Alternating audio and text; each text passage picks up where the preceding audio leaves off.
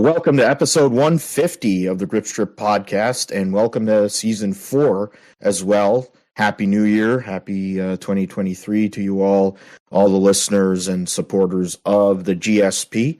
My name is Philip Matthew. I'm your host, and I'm with my co-host. Of course, we got to do this. It is 2023, but we still have the same open for our great man. The race doesn't exist anymore on iRacing, but he's a computer genius, an iRacing Indy 500 champion, a gentleman and a scholar, Jacksonville Jaguars super fan, Josh Fine. Happy New Year, brother. Yeah, Happy New Year to you, Phil. Glad to be back for 2023 and start season 4. So ready to get into it. And of course, we still got 1 week left or so and change of the regular season in NFL. And Jacksonville Jaguars, of course, 8-8, which I did not think would happen. But at the same time, here for it and everything. And I actually did bet on the Jaguars at the beginning of the season that they would make the playoffs or get 8 wins, which that was the hedge. So I guess I'm kind of right there. So we're going to find out here on Saturday when they play Tennessee Titans in the AFC South Championship de facto game. So back for 2023 and looking forward next couple of months. We got a lot of racing in the next couple of months. Rolex, the Jacksonville Jaguars are, at the end of January, which I'll be at, trending up along with some other teams. We'll definitely discuss that here to start the show in regards to the football, the NFL playoffs, which is what we'll open with on this milestone episode 150 to start the year. There's a lot of sad and somber news that we're going to open with, though. Damar Hamlin's heart attack on the field and everything that has come of it since we have to go over. It seems like from different entities that he is starting to come around and take a turn for the better. I'm pretty sure it's going to be a while, but our prayers are with Damar Hamlin and his family, and for the organizations and everybody that is involved intricately with Damar and his family and the Bills, Bengals, etc. It's just a crazy thing to see. It's a horrible. There's people, social media. It reminds us, like for us, Josh, a way that with certain racing incidents over our lifetime that we've seen.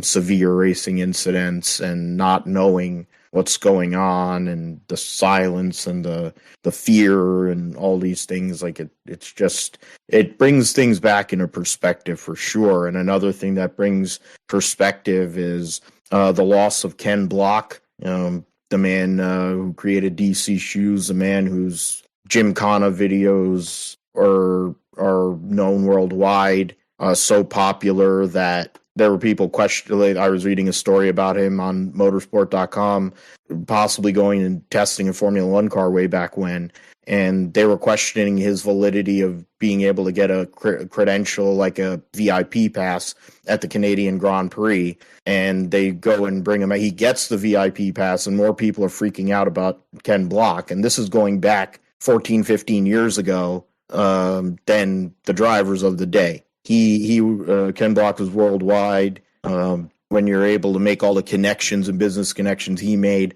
over time, and he's just a racer through and through. We give our condolences to his wife and his children. I know his daughter Leah had a heartfelt message she wrote for her dad, and I think she's gonna eventually carry that torch and be that light for her dad and carry on that tradition, because she seems to have that I guess that it factor or whatever you want to call it. She has the itch to want to do it. So we lost Ken Block a couple days ago. There's been other things going on. I mean, it's just been weird to think it's the fourth day of the year and all this crazy stuff has happened. It's something, but we'll after we go over NFL, talk about Ken Block, we'll do the recaps. We've been doing that here the last few episodes. We'll talk about XFinity and Trucks in this episode. In next couple of weeks, we'll go over a couple other series, probably do IMSA prior to the Rolex 24 and do it as a combined show there. We'll get into roundup, talk about the Dakar Rally that started a few days ago, give updates on news and IMSA, NASCAR, Formula E that's going to be starting here next week, Formula One, IndyCar, et cetera, et cetera. Josh will do his first sim segment for 2023, and we'll close the deal. So yeah, Damar Hamlin is heart attack on the field after making a tackle on T. Higgins of the Cincinnati Bengals in the first quarter of Monday Night Football in Cincinnati and Buffalo. Cincinnati was up 7-3, I believe, at that point. Joe Burrow had already driven down the field once and scored. The Bills came back the other way, but was only able to get a field goal. And then on the ensuing possession, the incident occurred. And ever since then, it's been like a blur in the NFL. And I don't know if you saw it, Josh. I didn't see it live, but it's pretty jarring to see. It's scary. I mean, I was talking about it with my buddy on Monday, where because he remembers he had a family member have a similar thing happen while they were just playing pickup basketball. And then we're going over people that have had this, a similar kind of situation. Think about Reggie Lewis for the Boston Celtics. He had this happen. He had a heart attack or some. I can't remember exactly off the top, but he ended up basically dying on the floor of the Boston Garden. And I mean, there's been other things, like I think Bo Kimball, or not Bo Kimball, there's his teammate. I have to go look it up, but there's been other instances over time in the history of the NFL. There's only been one player that passed away on the football field itself. It was in 1971, Detroit Lions player. Kevin Harlan brought it up even on the radio telecast. So, I mean, it's scary to look at the great EMS and the teams and everybody who got together to get the treatment. His mom was there, which is, I can't imagine seeing your son is 24 years old and you see that happen. His family was there, all came around and got there to support him. I mean, the outpouring of support for Damar Hamlin and his charities and all that is great, but it's a life. Even though the NFL doesn't care about the players, really, it's the human element, and seeing the good that is in this league, and a lot of people who have been affected by this unfortunate, untimely instance here on Monday Night Football. Josh, what were you thinking? And it's been a weird time these last few days for sure, in regards to the NFL. Yeah, I mean, I wasn't watching it live either. I was just scrolling through Twitter, or actually I was scrolling through something on a Discord server I'm in, and people started talking about like something that happened to an NFL player, and it's like, wait, what happened? And I had to go on Twitter and look, and they're talking about tragedy, and because things are scrambled and everything on the timeline, trying to figure out and find out that he collapsed on the field, and they had tried to administer CPR and AED on the field, and so immediately you think, okay, well, something cardiovascular happened, and he collapsed on the field and everything, and just a really weird time trying to figure out what's going on, and trying to talk to other friends that might be watching the game or whatever, or in the know, and discuss what happened, and just trying to figure out what they're gonna do. And it took like an hour for the NFL to announce that the game had been postponed permanently for now. But then also they had said that his mom had been into the ambulance with him, or they picked her up on the way to the hospital. So there is a lot of things happening, and you just had to kind of sit back and just hope and pray and everything, that this player would be all right, and for Damar Hamlin that he'd pull through and everything. And so far he's in critical condition and everything, and just continue to hope and pray for best news that he recovers, and still in critical condition right now. So he's improving, but there's a long way to go from type of injury like this. But the type of injury, I think probably like what I've seen from people talking online is, I guess, I'm pulling up here, commito cordis, I guess, or commutio cordis or something like that, which basically is like a strong impact to the chest, causing the heart to stop and get cardiac arrest, which I guess, like, you don't really see that in football, right? Because people make tackles all the time, they're okay and everything, but I guess the right set of circumstances happened here in this case, and had cardiac arrest, and this pretty significant, because like you never see that. And I think really the only sport you might see that in is baseball, right?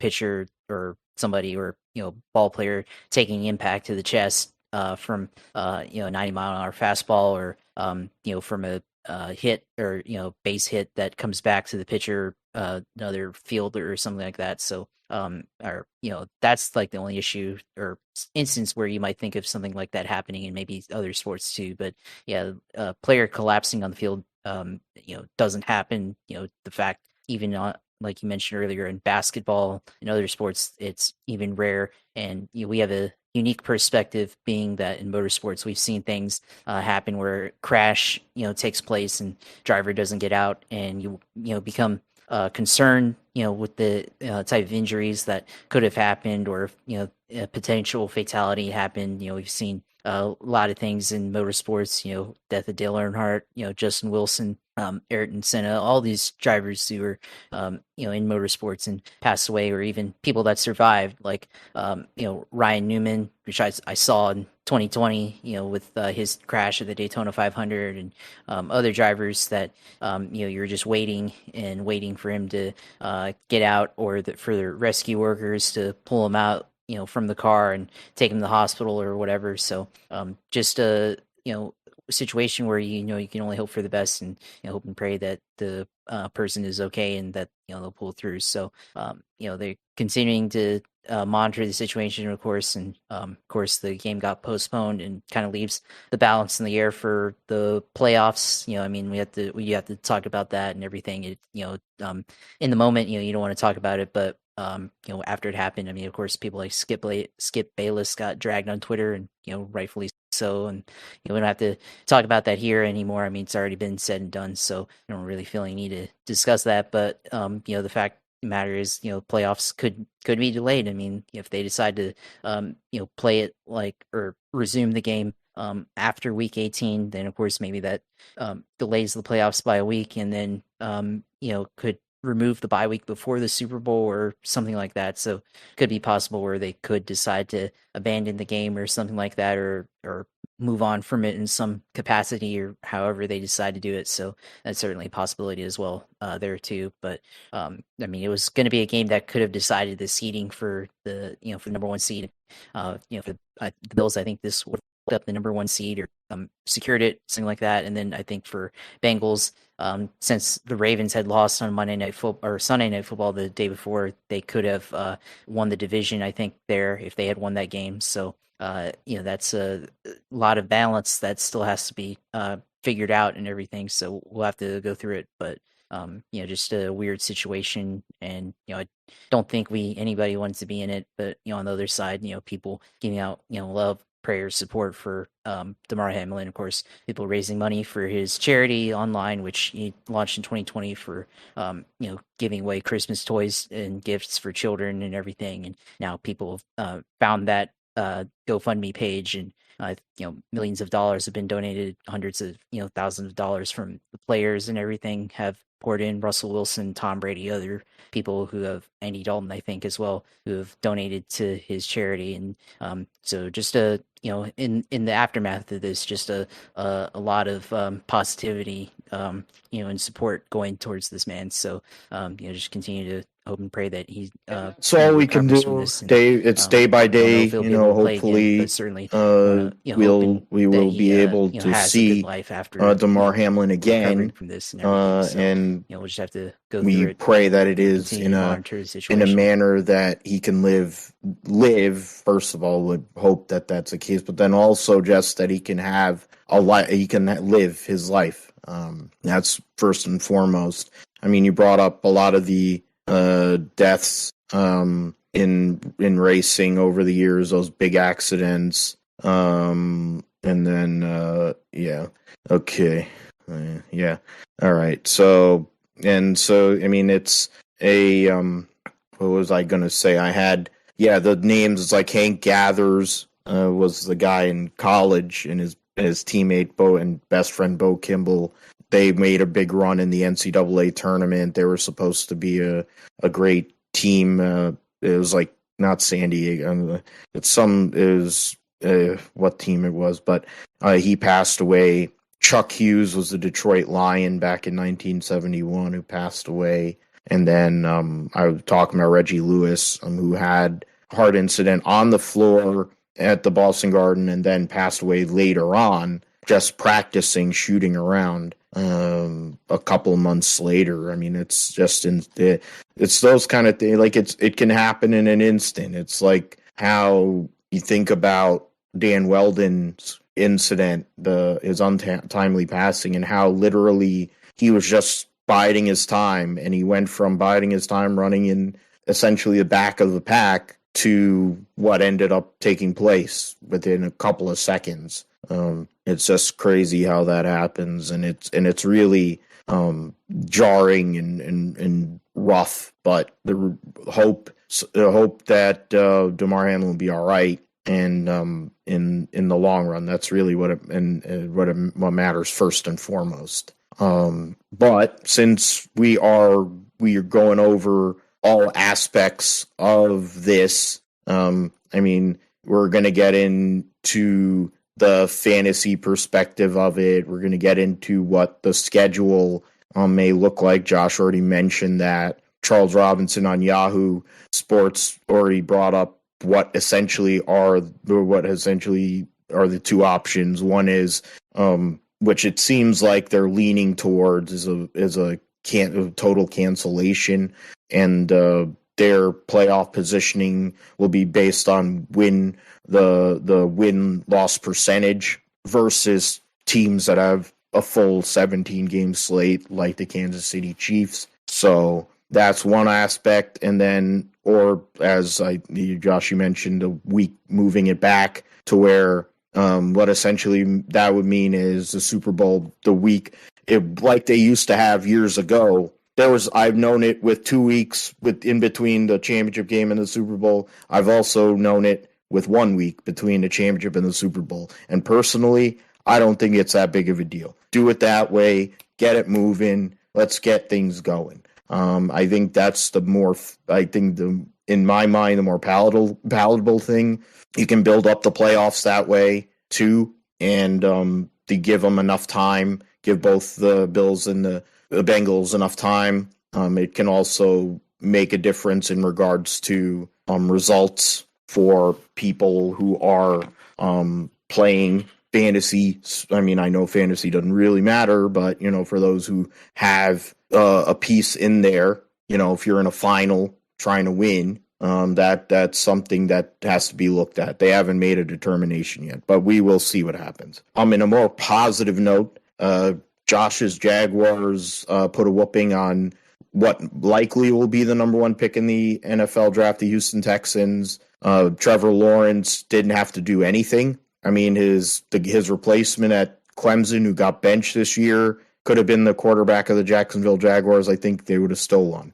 I think they could have gotten Steve Berline out of the stands or wherever I think he's announcing now, or Mark Brunell. They could have gotten David Garrard. It doesn't matter. Like every quarterback, they could have. No, Leftwich calls plays for Brady. But I'm trying to go back into the history of Jacksonville Jaguar quarterbacks, and it didn't really matter who the quarterback was. I think they could have had Blaine Gabbert or what's the guy from Central Florida, Bortles? You could have Bortles. Yeah, you could have Bortles out there. You'd have won that game. But what it means for the Jags is a win and in scenario on Saturday night, where if they beat the Tennessee Titans, I don't know where you guys were at before you went on this win streak. I think you were at weren't you five games under 500 or something when you went on this winning streak?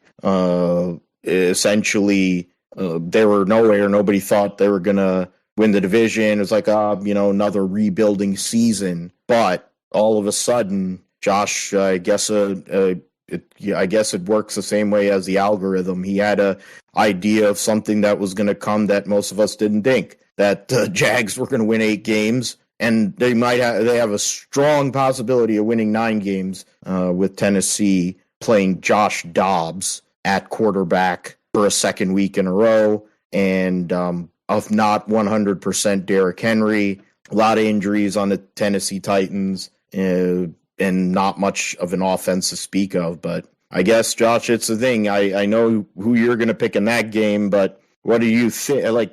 Did you really see this coming? Did you see Trevor Lawrence after early in the season, what some of the growing pains he was having, turning it around and being the guy like everyone has said he was going to be, and basically him and some of these other young players carrying the team on their back to get this team within 1 game of a possible playoff appearance and a strong possibility of advancing if they get in the playoffs?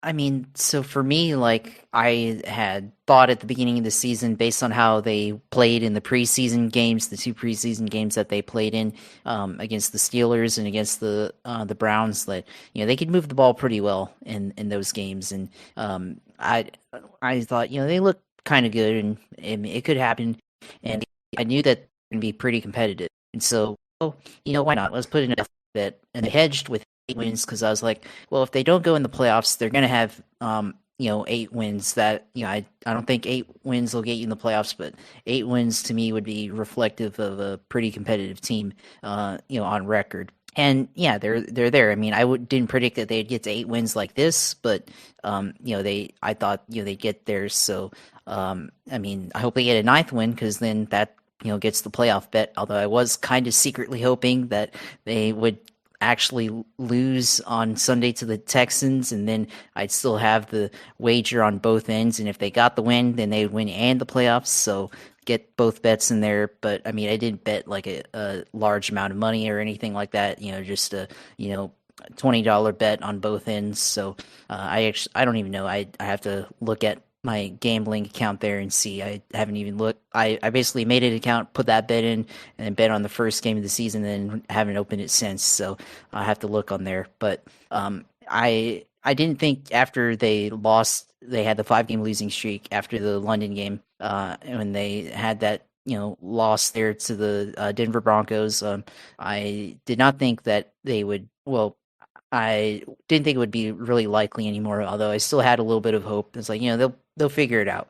And, next game against the Raiders, they went and won that game, and started out poorly, right? They 17-0, but then something lit up in Trevor Lawrence, and they came back and won that game against the Oakland Raiders, or against the Las Vegas Raiders. And, I was like, well, it might happen. And then, cautiously optimistic against the Kansas City Chiefs. They lost the game, but they had a lot of mistakes that could have been more competitive. And I was like, well, maybe it's still the same team that we've seen. They just got a good win against the Raiders. And then they went and won against the Baltimore Ravens. And, Trevor finally had his game where he had a touchdown deficit, or needed a touchdown to go win the game.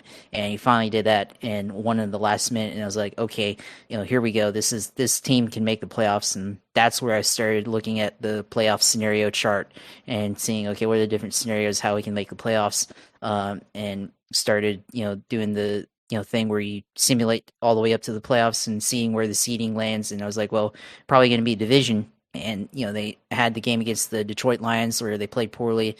And I was like, well, maybe not. But then the Titans also lost that week as well. So it's like, well, it's still in play. Then they went and beat the Titans. They thumped them and, beat the shit out of them and owned them that game, which they're going to do on Sunday in Jacksonville. and they won that one. And then, on Saturday night, Saturday, I forgot, but they won that game. And it's like, okay, now it's really a strong possibility. One against the Cowboys. Sounds like with the way that happened, it's like, okay, they got to make the playoffs now.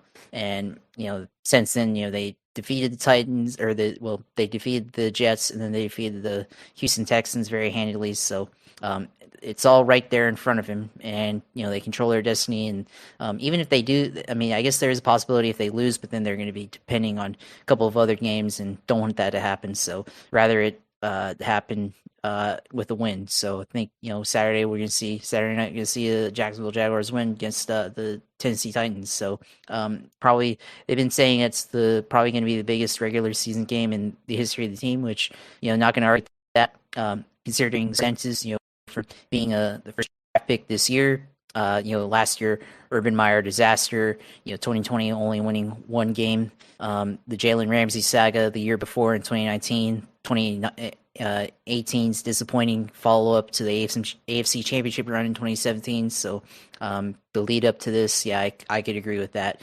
statement there. So, last week against the Texans, they didn't perform all that well offensively passing, but I guess, they were just trying to get out of there with a win, trying to, get the, out of there and not have too much injuries or anything like that. So I guess it's understandable because they still won big time. They beat a team they should beat, and that's what you need to do when you're a playoff team is you beat the teams that you should beat. So that's what I think there. And, the Texans weren't really good, and they managed to beat them. So now we get to play the Titans, and Titans are very injured right now. They still have Derrick Henry, but same time, Josh Dobbs, who actually was the backup for Gardner Minshew in 2019 for the Jaguars, who they traded for from the Steelers.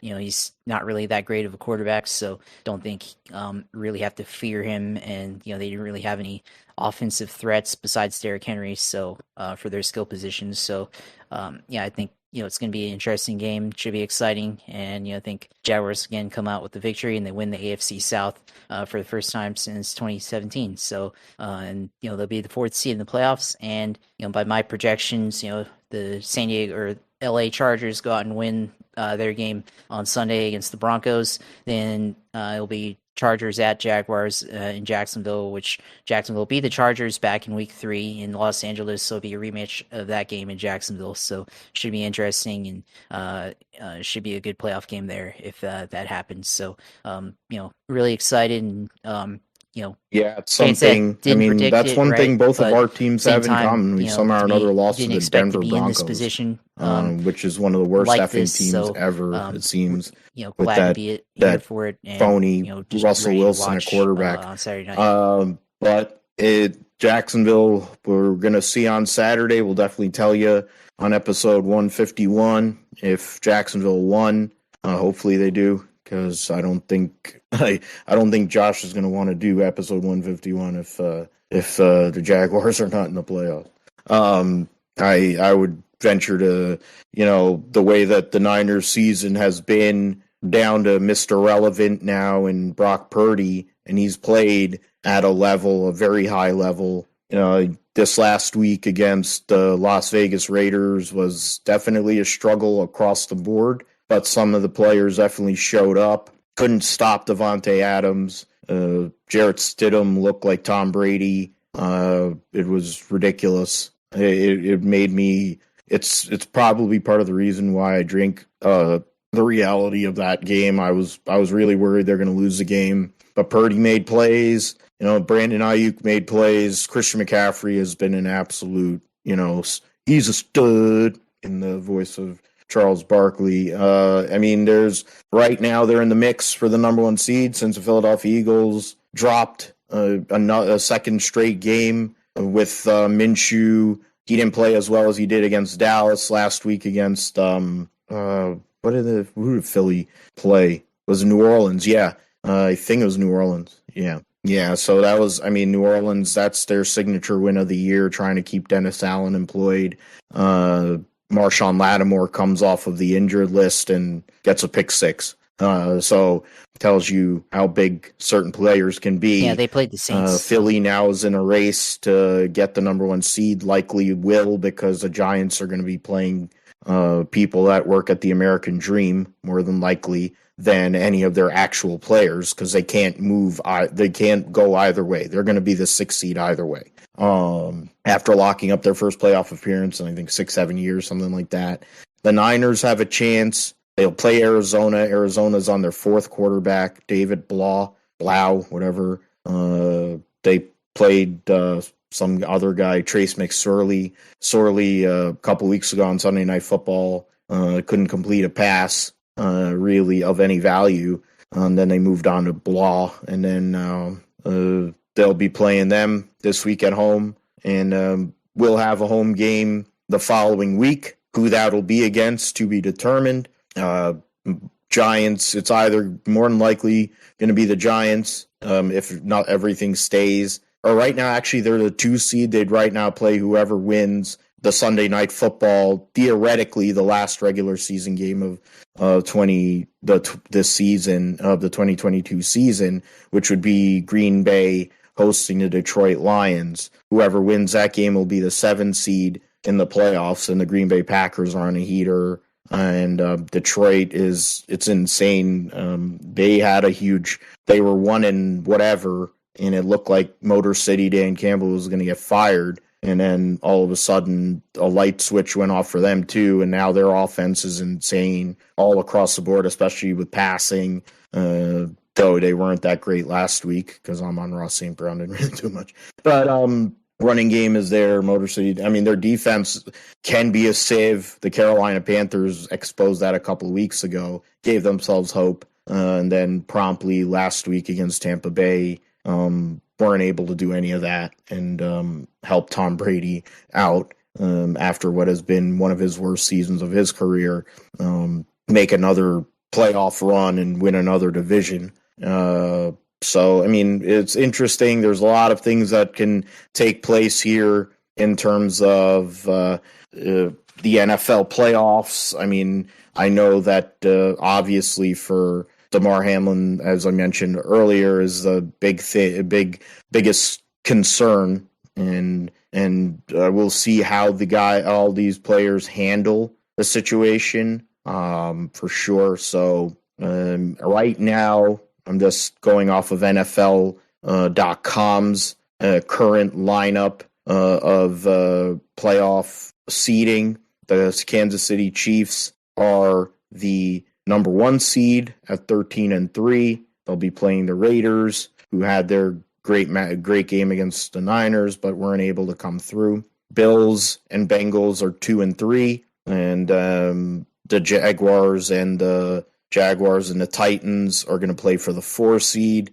and likely there's a chance it'll be the Chargers. It's either going to be the Chargers or the Ravens in that 5 hole to go and play the Jags. Otherwise, the 3, there might be, as it stands, the Ravens are in the 6 and the Chargers are in 5. So the Bengals would end up playing their division rival at home. And then at the moment, the New England Patriots are in the 7th spot with a battle against the Bills on Sunday. The Miami Dolphins have a matchup with the Jets, and the Pittsburgh Steelers have a matchup with the Browns. Now, if they can win and the Dolphins and Patriots lose, the Pittsburgh Steelers would back into the playoffs as a 7 seed and play more than likely, as it stands right now with everything that's going on, the Bills, but that may change, of course. That's in the AFC. In terms of the NFC, the Eagles are at 13-3, even with the 2 consecutive losses. They are still the number 1 seed. They'll be playing a Giants team that has nothing to play for. And the Niners are trying to play to get the division get the division and the number 1 seed. The Eagles, otherwise, if there's some dumpster fire and the Dallas Cowboys are able to beat the Washington Redskin General Commanders, who figured out a way to napalm themselves last week with 3 picks against the Cleveland Browns, with Carson Wentz basically ending his career with that pathetic performance, and Ron Rivera possibly getting himself fired because he didn't even know that there was a playoff spot and then the line, if he had lost, that they were going to get eliminated, which I think is just absolutely ridiculous. And that's just crazy. You can say, oh, you don't know what the hell your positioning is in the playoffs. You don't know if you lose, you can get knocked out. I mean, that's ridiculous. So now they're going to be playing a backup quarterback. So more than likely the Cowboys are going to win. If they win and the Eagles lose, then the Cowboys become the number 1 seed. And I believe and the Eagles would fall after starting 13-1. If they were to lose whatever 3 consecutive games, they'd go from the 1 to the 5, which would be horrendous. Niners right now are the 2 seed. They got past the Vikings, who lost last week. They got demolished by the Packers. Every loss they've had has been pretty bad. Big point deficits. Buccaneers are the 4, and they'll be playing whoever is either the one that finishes second in the NFC East, either the Eagles or the Cowgirls. Giants are locked in at 6. Can't lose that no matter what they do. As it stands, they'll be playing Minnesota. If things hold, if it changes around, it'll probably be the Niners. Seahawks have a chance to get in. At the moment, right now, they hold a 7 seed, but if they win, then they definitely, I guess, are in. But I think the Packer-Lion game they're putting it there, I would assume, because that will determine that playoff spot. Now, if Seattle loses, I think it'll still be that scenario, I think. But we will see. Right now, the first 13 picks the top 13 teams have been eliminated from the playoffs. The Texans, Bears, Arizona Cardinals, Broncos, Colts, Rams, Panthers, Falcons, Raiders, Jets, Saints, Browns, and Commanders. So that's we went over all that. Let's see here. We'll talk about the draft more next week because that'll be relevant during the College Football National Championship game. And then I'll go and move that over here. Draft discussion. And then, football, fantasy football. I guess we're on hold for that. Hopefully we'll have some more answers next week, determining what's going on with that. So I think I'll move that one as well.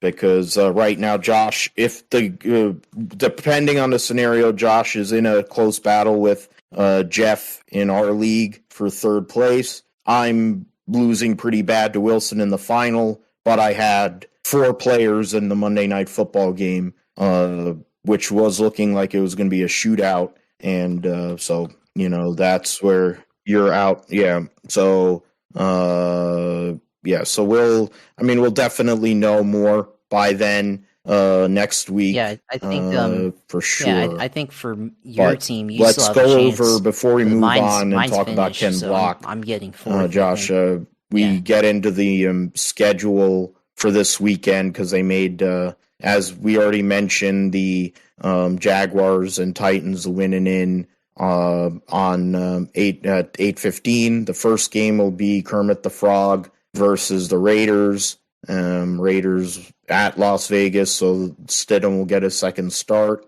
They put up a fight against the Niners, and the Kansas City Chiefs. Literally, that's the worst loss. They've had bad losses this year. The Niners. They lost to Denver. They lost to Atlanta and Chicago, and all of them are terrible teams. But the Chiefs absolutely tore them a new one at Levi's. So it could be a shootout there, but likely Kermit the Frog gets that win and more pretty much locks up the number 1 seed unless some craziness happens. The Sunday slate, the 1:00 slate, will be pretty heavy. There will be 8 1:00 games of significance. The Patriots at Buffalo, the Vikings at Chicago, the Bengals-Ravens matchup, for the Texans, if they dump to the Colts, then they'll be the number one pick. If they win, then the Bears become the number one overall pick. But they have a quarterback. They don't have much else, but they have a quarterback. Dolphins still have a puncher's chance somehow. Panther, yeah, that doesn't matter. The Browns and the Steelers. Steelers need to win, of course. So there's different machinations going on there in this 1 o'clock slate. The 4 o'clock slate starts at 4:25. You have 5 games. The Eagles-Giants matchup. 2 teams that'll be in the playoffs. Cowgirls and Commanders. At Commanders. Of course, Cowgirls are in. Chargers are in the playoffs and could lock up the 5 playing against Russell Wilson Witch or whatever the hell, Danger Witch. The Seahawks are at home against the Rams, trying to lock up or put themselves in a position to get to the playoffs. And the Niners will be hosting the Cardinals to give themselves a chance to get the number 2 seed. And the theoretical last game of the regular season, Packers and hosting the Lions. So I guess, Josh, I mean, we already know your pick for Jacksonville, and I agree with that pick. In terms of, we're working under the scenario. Let's work under the scenario that the Buffalo-Cincinnati game does not happen. They throw it out. So essentially, the Kansas City game would determine number 1 for them. If they were to win, they get the number 1 seed again. Like he needs that much help anyway. It's what the NFL wants, to be honest. But what other games stand out to you during this week? There's a lot of stuff going on there, but other than the game that matters to you most, what other games really stand out to you that for this last week of the regular season? Well, I think, there's a couple of games that stand out, right? Several of them have playoff implications or, could have some type of change in the seeding, right? AFC side first, the Steelers against the Browns. The Steelers could make it into the playoffs if they win, and Buffalo wins their matchup against Kansas or against New England. That would make Pittsburgh the 7th seed in the playoffs. And if Miami wins their matchup against the New York Jets, then that would make them the 7th seed, which that's going to be interesting because the Jets don't have a quarterback. Nobody on their team is good at playing quarterback.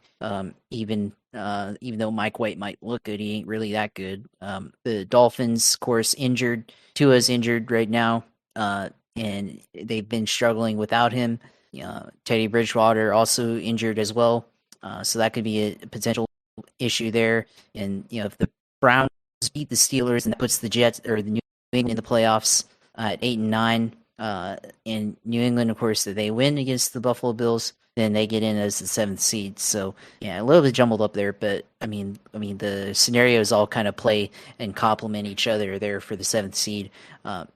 The Chargers against the Broncos, that's a potential matchup there. Of course, Chargers win, they get the 5. If they lose, though, they fall to the 6th seed, and then Baltimore would be the 5th seed. If Baltimore loses against the Bengals, then the Baltimore remains 6th seed. Of course, if they win, then that would make Baltimore the 6th seed for the playoffs, or the 5th seed. So yeah, a lot of matchups here on the AFC side that could affect the seeding, whether they're playing against a playoff team or 2 playoff teams or 1 playoff team. A lot of scenarios could affect it.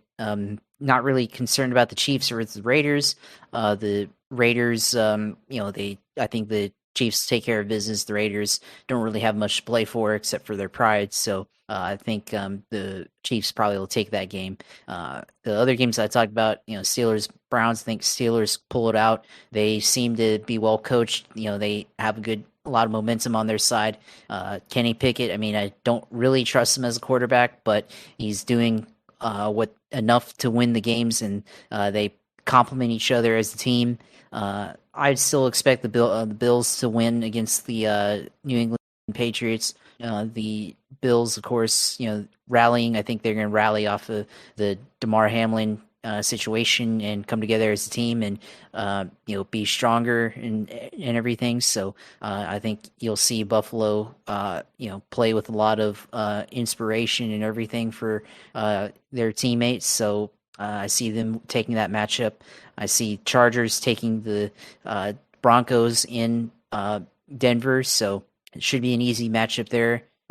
Broncos defense is pretty tough, but I think the Chargers are going to do enough on offense to outweigh the Broncos defense. And of course, Broncos did have a pretty poor performance against the other LA team a couple on Christmas with Baker Mayfield making the Broncos look silly and Patrick Starr roasting Russell Wilson, saying that Russ can't cook and everything like that. I think the Bengals, I think they will win their matchup against the Ravens.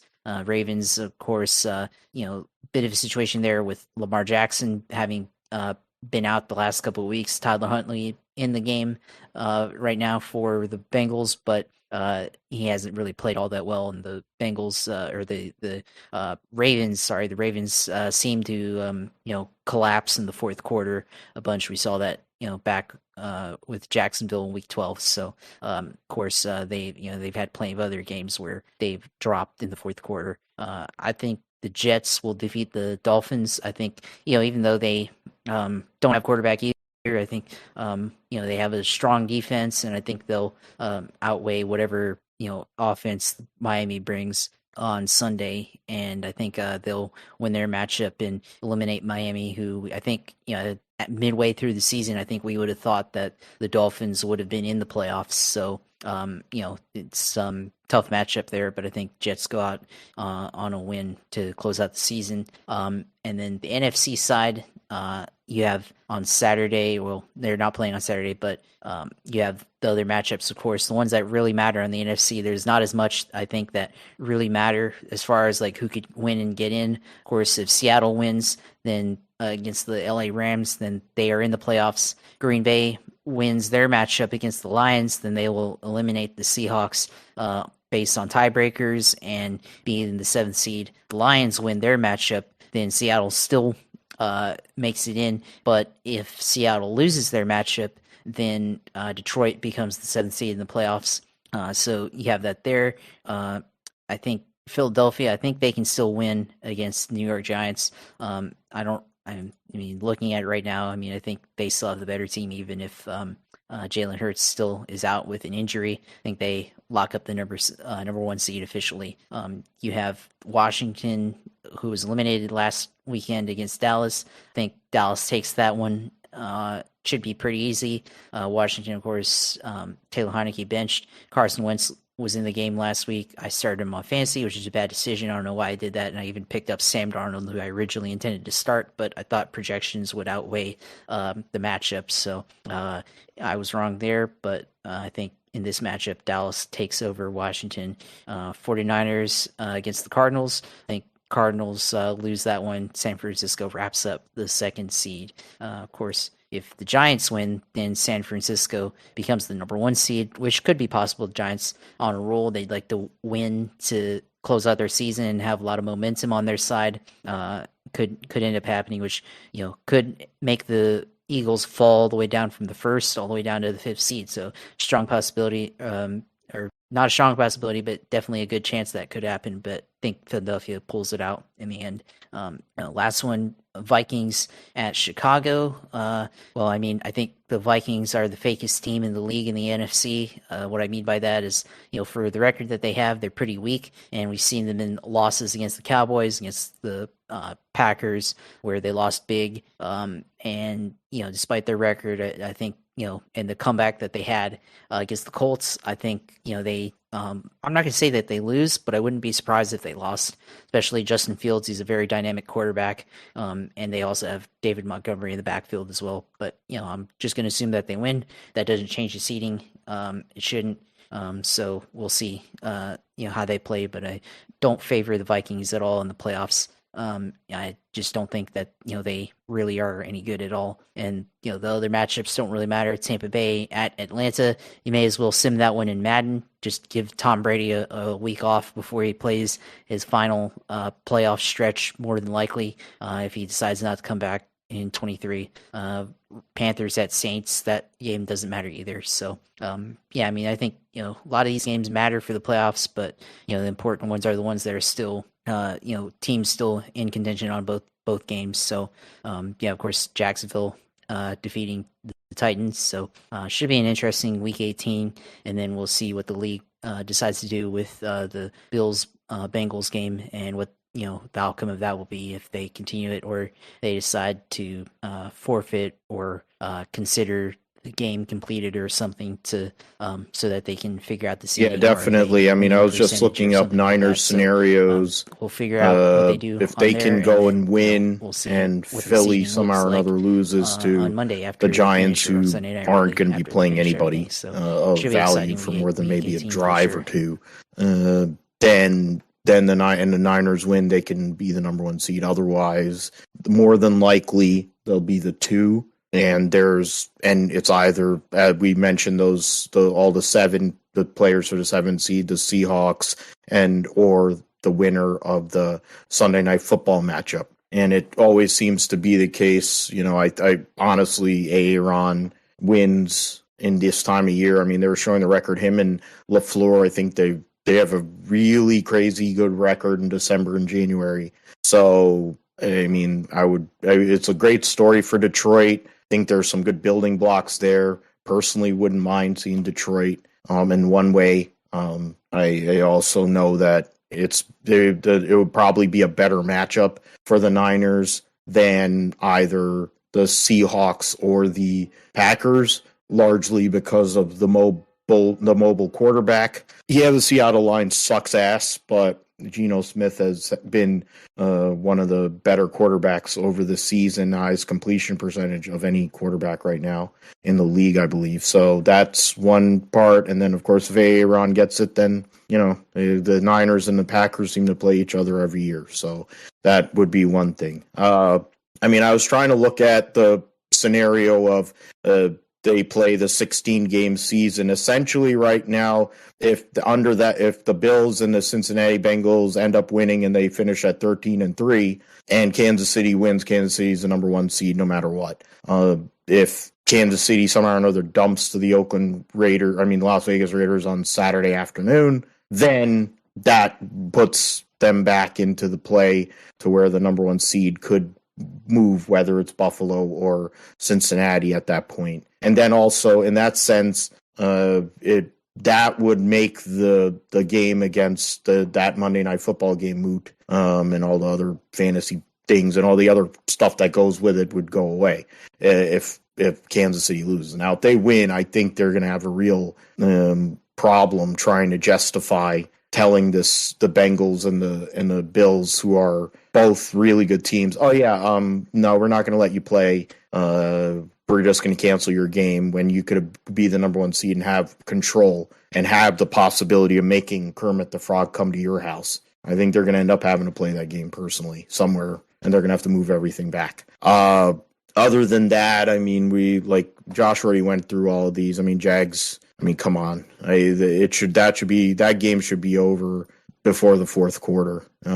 Trevor Lawrence should put up the game that I needed to guarantee myself a real chance in fantasy in the championship, and put the Tennessee Tuxedos away. Buccaneers, they don't have anything really big to play for. They're just trying to limit injuries.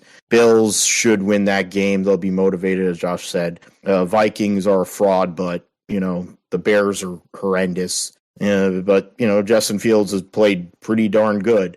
He can't throw worth a lick, and they don't have much to throw to, but even if he could hit the side of a barn, but the Vikings, their paper, it's Justin Jefferson and what's his name? What's the running back's name? Dalvin Cook, and a couple pieces here and there on their defense. But come on, do you really trust Kirk Cousins to do something when it matters? I the Ravens don't really need the game per se, and they're trying to bring Lamar Jackson back. Maybe they will, maybe they won't. Bengals are going to be motivated. They're going to want that game. I think the Titans dump to get the number one pick, because that'll give them 2 out of the first 12. It's hard to think that the way the Jets have been playing recently that they'll end up getting that win, but the Dolphins have been terrible. So, it would be an ugly way for Mike McDaniel's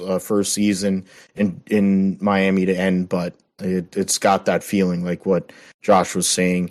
I think Panthers win for Steve Wilkes. In the end, it won't matter. He won't keep the job because they'll probably try to hire Jim Harbaugh or somebody. Saints are going to keep Dennis Allen, it seems, either way, unless some craziness happens and they decide to bring Sean Payton back. I believe the Steelers will win that game and put themselves in the mix possibly for that last playoff spot. If the Dolphins and the Patriots lose, then yeah, they would be the 7 seed. Eagles win, get the number 1 seed. Cowboys win, get the 5 seed.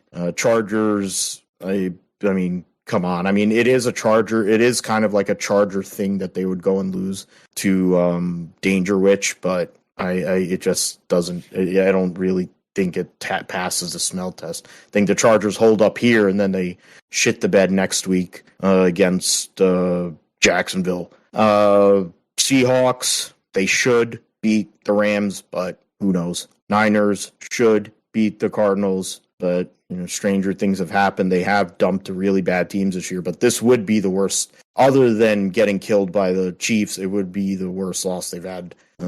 They've lost to really bad teams. They've lost to 3 teams that are going to be in the top 5 of the NFL draft. The Broncos gave away all their picks, but they're a top 5 pick. The Chicago Bears are a top 5 pick. I guess the Atlanta Falcons aren't a top 5 pick. That's the only misnomer there. So, but 3 of the top 10 picks. And I honestly think Aaron's going to win that. So, okay.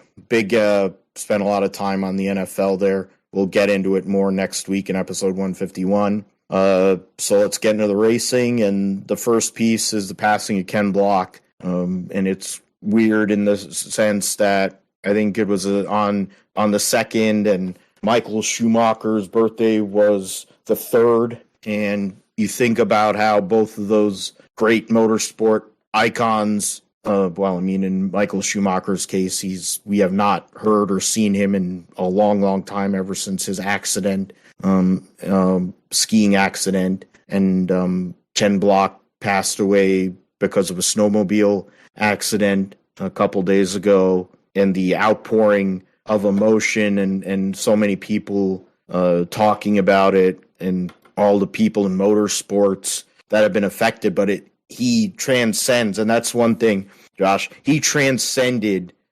He was bigger than motorsports. He was a branding genius. He understood extreme sports, but he was a racer through and through.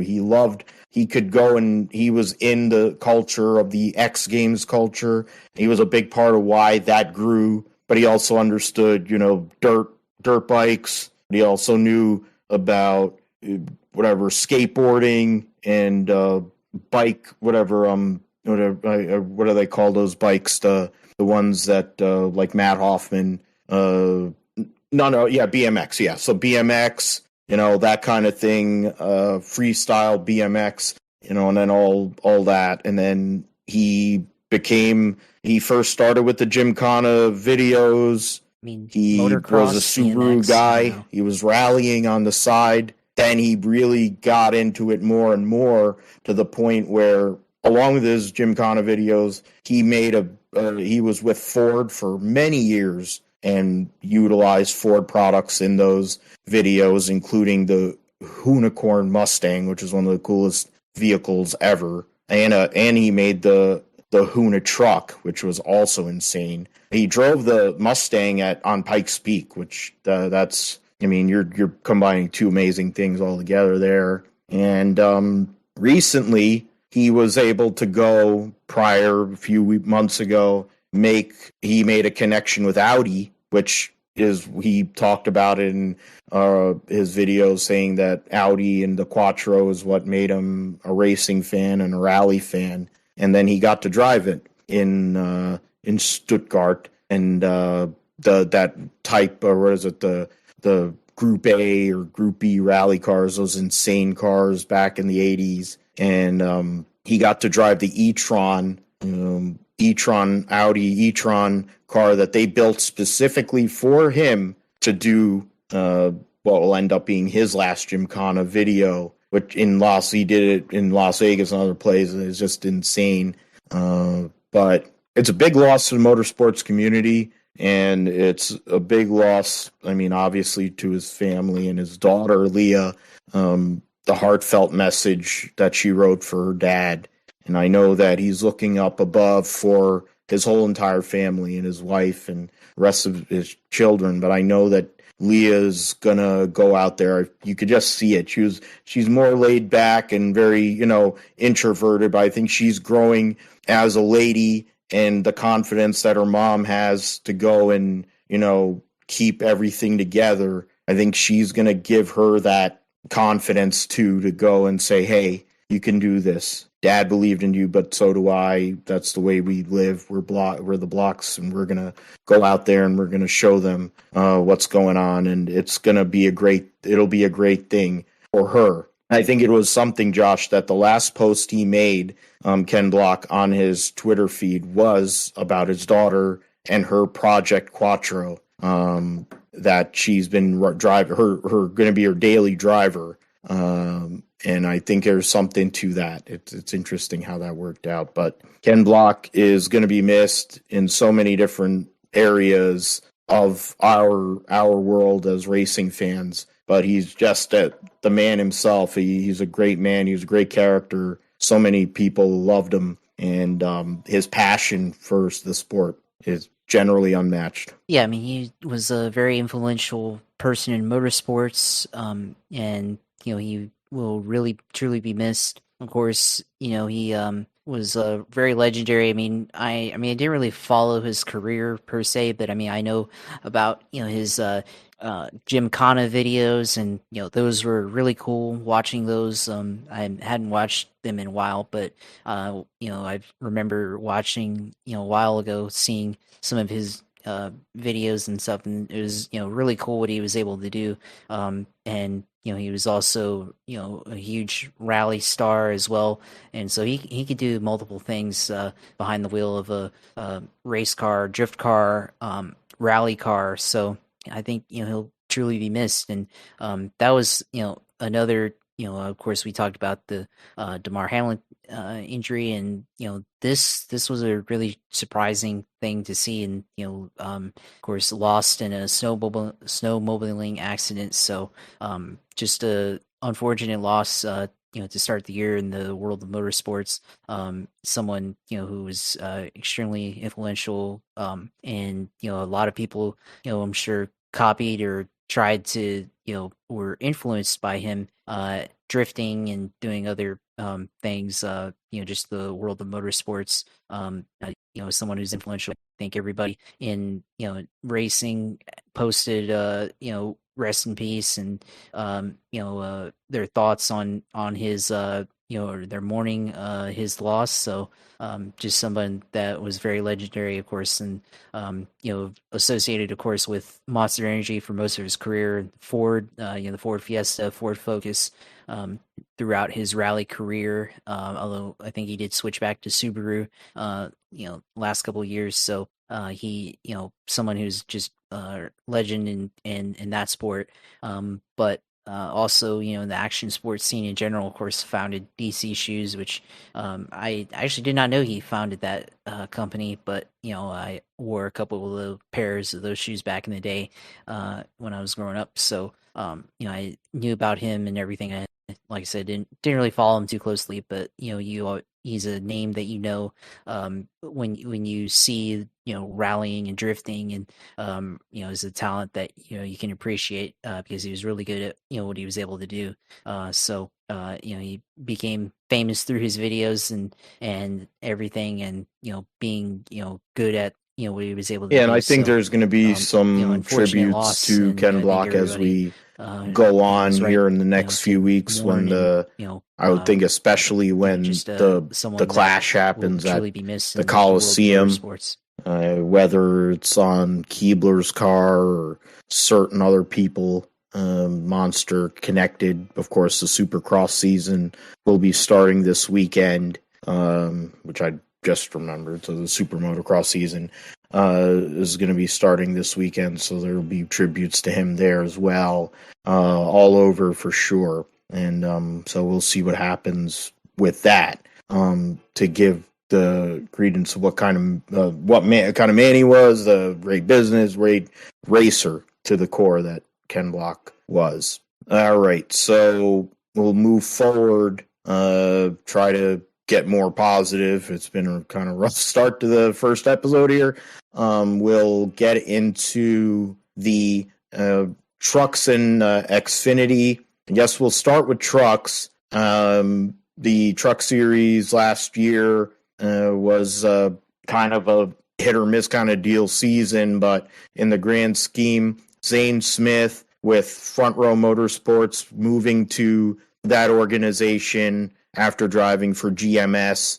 He goes to the Front Row Motorsports, becomes probably their the Ford's number one young gun, and wins the final race of the season after finishing second the last 2 years in points. He wins the final race of the season. He goes and finally gets that elusive championship in that's a screw up. That's supposed to be the expanded standings. But I mean, Zane Smith, Josh, he did a great job this last year, and to go and earn that championship. And he's put himself into a position where he's going to be someone that Ford is going to have as a key player here in the future, because he was able to go and get that victory, get that W, beat Chandler Smith, who's now moving up to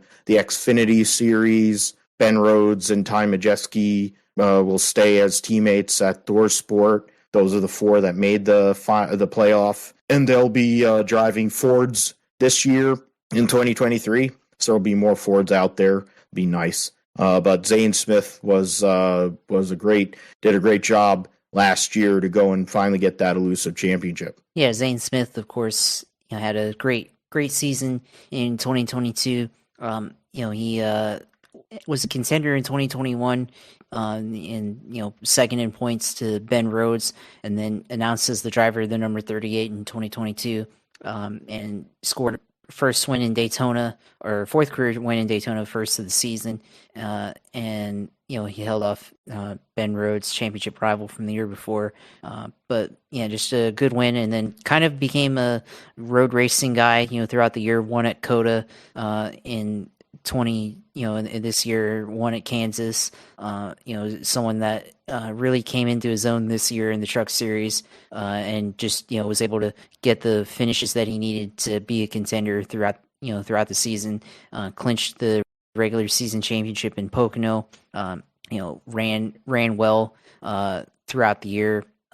And came out and was really strong at Phoenix, and was able to win the race. Had to fight for it late in the race, to be able to get to the lead, and he was able to run the way he needed to win his first career championship, and he's got a bright future for him in later on in his career, and should be somebody we look out for in the future in this sport. Didn't think initially that he was really that good, of course, but I think with Ford, I think they have a plan for him, for him to stay within Ford and move on up into Xfinity at some point, and then probably move on up into the Cup Series within the next couple of years. So he had an incredible season, and he's going to be somebody that we watch throughout next couple of years, and we'll see if he's able to defend his title next year, of course, returning back to the 38 and 23. So it should be interesting with some people in the Truck Series moving on. Yeah, I mean, it'll be a different cast of characters outside of ThorSport. I mean, they never really change. Within the series that we mentioned two of those guys are there, and of course, Matt Crafton, the ageless wonder, the three-time series champion, will be back, and Haley Deegan will be the fourth driver there. I'm trying to go look through who won last year. I mean, 4 Cup guys won in the Truck Series. Kyle Busch, of course, won at Sonoma. I think Chastain won at Charlotte. I don't remember exactly. I think Will Byron won at Martinsville, and then Todd Gilliland won at Knoxville on the dirt. I'm just pulling it off memory. Whether I'm right or not, I'm sorry, but we'll work accordingly. Amongst drivers that were scoring points, Parker Kligerman, who will be running full time in the XFinity series this year in the 48 for Scott Borchetta and Big Machine Records. He won for the Henderson team at Mid-Ohio. Emotional victory for him. Ryan Preece got a victory at Nashville, I think, which he had won the year before. And now, of course, he'll be in the 41 Cup car for Stewart-Haas Racing. Corey Heim won Rookie of the Year, and for Kyle Busch Motorsports, 2 wins, finished 14th in points. I don't think he ran every race either. He only ran 16 races, and he beat a bunch of people who ran every race. He will be driving for what was the David Gilliland Racing team. I think they're Triad or Tripod or whatever, Tricon Garage or whatever the fuck they named their team. Whatever that David Gilliland, Johnny Gray team, which is now the Toyota effort, will be the Grays, both Tanner and Taylor. And then it'll be the lead driver will be Corey Heim in that deal. And there's some other movement here and there. Derek Kraus lost his ride to Christian Eckes. And Hocevar, of course, he keeps his ride at Nice, and that'll be the only truck that's good or reasonable. Grant Enfinger is a part of a 3-truck expanded GMS team with Raja Karuth as his teammate. Stuart Friesen, I think, is working on trying to get a second truck for Lane Riggs. John Hunter's moving up to drive for Gibbs in the Xfinity series, along with Sammy Smith. And the third car will be a star car of sorts. So the 4 next this year will be driven by Chase Purdy for Kyle Busch Motorsports full time. The second truck, which will be the number 2, will be a collaboration between Kyle Busch Motorsports and Rev Racing for the ARCA Series champion Nick Sanchez. He will be driving that in 2023. And then trying to go through here, he'll be in that deal. Tricon, they don't know what that, Rev Racing, there'll be a connection with KBM. And then, I forgot about, Dean Thompson moves over to Tricon Garage. Olin Heim will be in the 11. Haley Deegan's going to be driving what they're saying is a 13 truck now. They got rid of the 98 then, or 99, or no, the 99 was Rhodes. They'll get rid of the 98, I guess. Ankrum stays at Hattori, but their other Hattori truck, I don't know if they hired somebody in that second one. No, they don't have anybody listed as of now. GMS will have, Eckes will be moving into the 19 Napa Chevy for McAnally. Enfinger will be teammates with Raja Karuth and Daniel Dye, who ran an ARCA.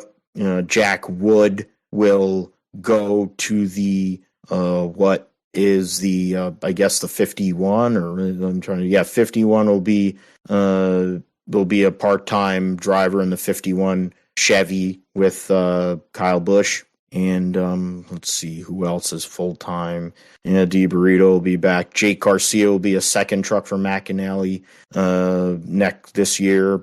And then trying to see, Lawless Allen, looks like he's still going to be there. I don't know. Then that's because he brings money. Timmy Hill hasn't announced anything, but I assume him and his brother will keep running that 56 truck. Ty Majeski, he ran the 66 last year, so he'll have Joe Shear Jr. back as his crew chief. Matt Crafton will keep Shane Wilson as his crew chief, and trying to see the 99. So they'll get rid of the 98 and they'll put it back to the 13. Jared Prince will take over as Ben Rhodes' crew chief on the 99 truck. Trying to go through some of these other people. That's a lot of these announcements probably are going to come up close to Daytona, I would think, because a lot of Truck Series stuff only gets announced right at the last minute. But in terms of the championship itself last year, you think about Chandler Smith, the Kyle Busch Motorsports team struggled when it counted in the end. John Hunter Nemechek last year did not have as good of a year as he did the year before. Chandler Smith gave himself that opportunity to get that Xfinity ride to take over AJ Allmendinger's seat at Colleague, and that's a big ride. And going over to Chevy, another driver that Toyota loses to Chevrolet, and we'll see what Toyota's situation is. They don't really have a solid ground in terms of building a foundation to get guys to Cup. Will they be able to keep some of these guys, or will it continue to be the same thing at Ford, and especially Chevy, poach these talents that Toyota has been cultivating over the years? That's really something you got to look at for sure. I was going and I was looking at the point standings there. The highest total, of course, Zane Smith won 4 races. He won more stages than anybody, and in the end, he had the most playoff points. He was theoretically the best driver last year. It didn't look like it at some times, but really, when it comes down to it, he did what he had to do, get that championship, and he is definitely the favorite coming back for this season. Now that he's going to be running a little bit of everything, and you look back, Ben Rhodes is Ben Rhodes, whatever. Smith is gone. Majeski is returning. We'll see what he can do. Joe Shear Jr. is a great crew chief. Friesen, can he take that next step? Enfinger, can he, now that they're a 3-truck effort, can they take a step forward, or will it be too much of a stretch of resources? Eckes is moving to a different team. Crafton, can he get that elusive 4th championship and join Ron Hornaday Jr. On that mark? Hocevar has made the playoffs his first 2 years of his career. He's done plenty of questionable things. We'll see if he can mature and get a little better there. Ankrum, who knows what Hattori's got going on. DiBurrito was kind of a fail, but that team, who knows, maybe they can move. What will the Gilliland team do this year now that they're getting the full Toyota support? And Corey Heim, we'll see. He's probably a sneaky championship pick and contender. You look at some of these other people. Purdy is going to be the full-time driver for Kyle Busch Motorsports. The pressure is going to be on him to actually take that step forward after basically being irrelevant for a year and a half driving trucks, wrecking a lot of trucks too in the process. Colby Howard's another one. I don't know if I think he said he's going back to Xfinity. I don't know. I might have missed that. But Haley Deegan's going to have pressure on her because now she's actually driving in a big-time team. And a lot of eyes will be on her when you consider all 3 or 2 of their drivers made the Final 4, and all 4 of their drivers made the playoff. So pressure will be on Haley Deegan to actually show up and do what she's supposed to do. She's been the most popular driver the last 2 years in the Truck Series. Can she actually put up results with that? So, and then once you get past that, there's a bunch of, daddy's money, ride buyers, and crap there. So that was the Truck Series last year. The Xfinity Series was definitely more intriguing. There was a lot more drama in it for many reasons. But the But the thing that stands out, Keebler Gibbs goes and gets the Xfinity Championship a week after running over his then teammate Brandon Jones, and knocking him out of a playoff position.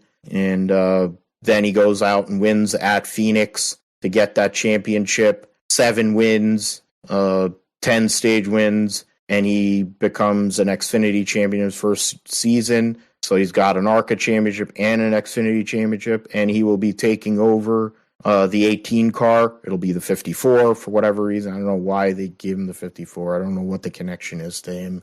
It's a Kyle Busch number, but it's like you might as well just put 51 at that point because you're trying to foobar Kyle Busch stuff with him.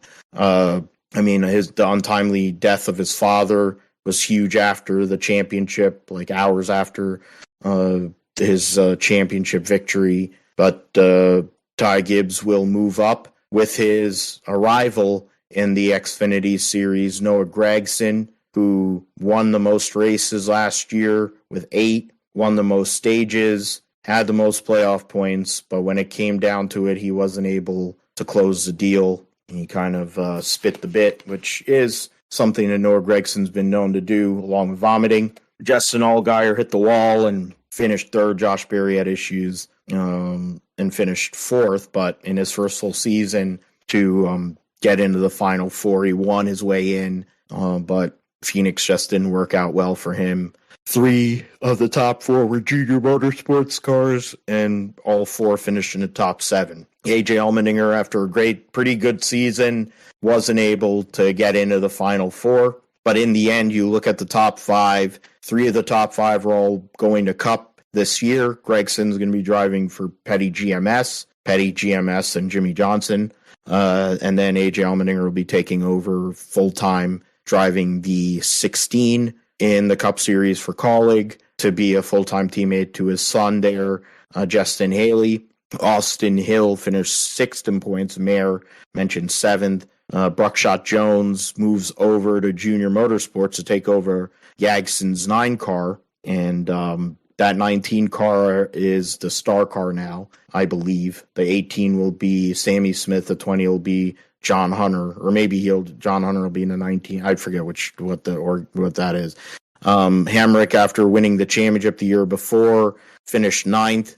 Congrats to him and Kenzie Rustin Hamrick, his wife, on the birth of their second child, who I think they named their firstborn son Rustin. So interesting name and deal there to an ode to mom and all that. So that's a interesting name, cool name. Let's see, Herbst. He'll have a teammate this year in Cole Custer. Sieg and Clements end up your playoff drivers. Landon Castle's just outside, and Sheldon Creed, who made a run late in the year, figuring out stuff, had a chance to win a couple of races there. But I guess, Josh, we have to talk about Gibbs and Gregson, because they're going to be the story here for the rookie battle in the Cup Series in 2023.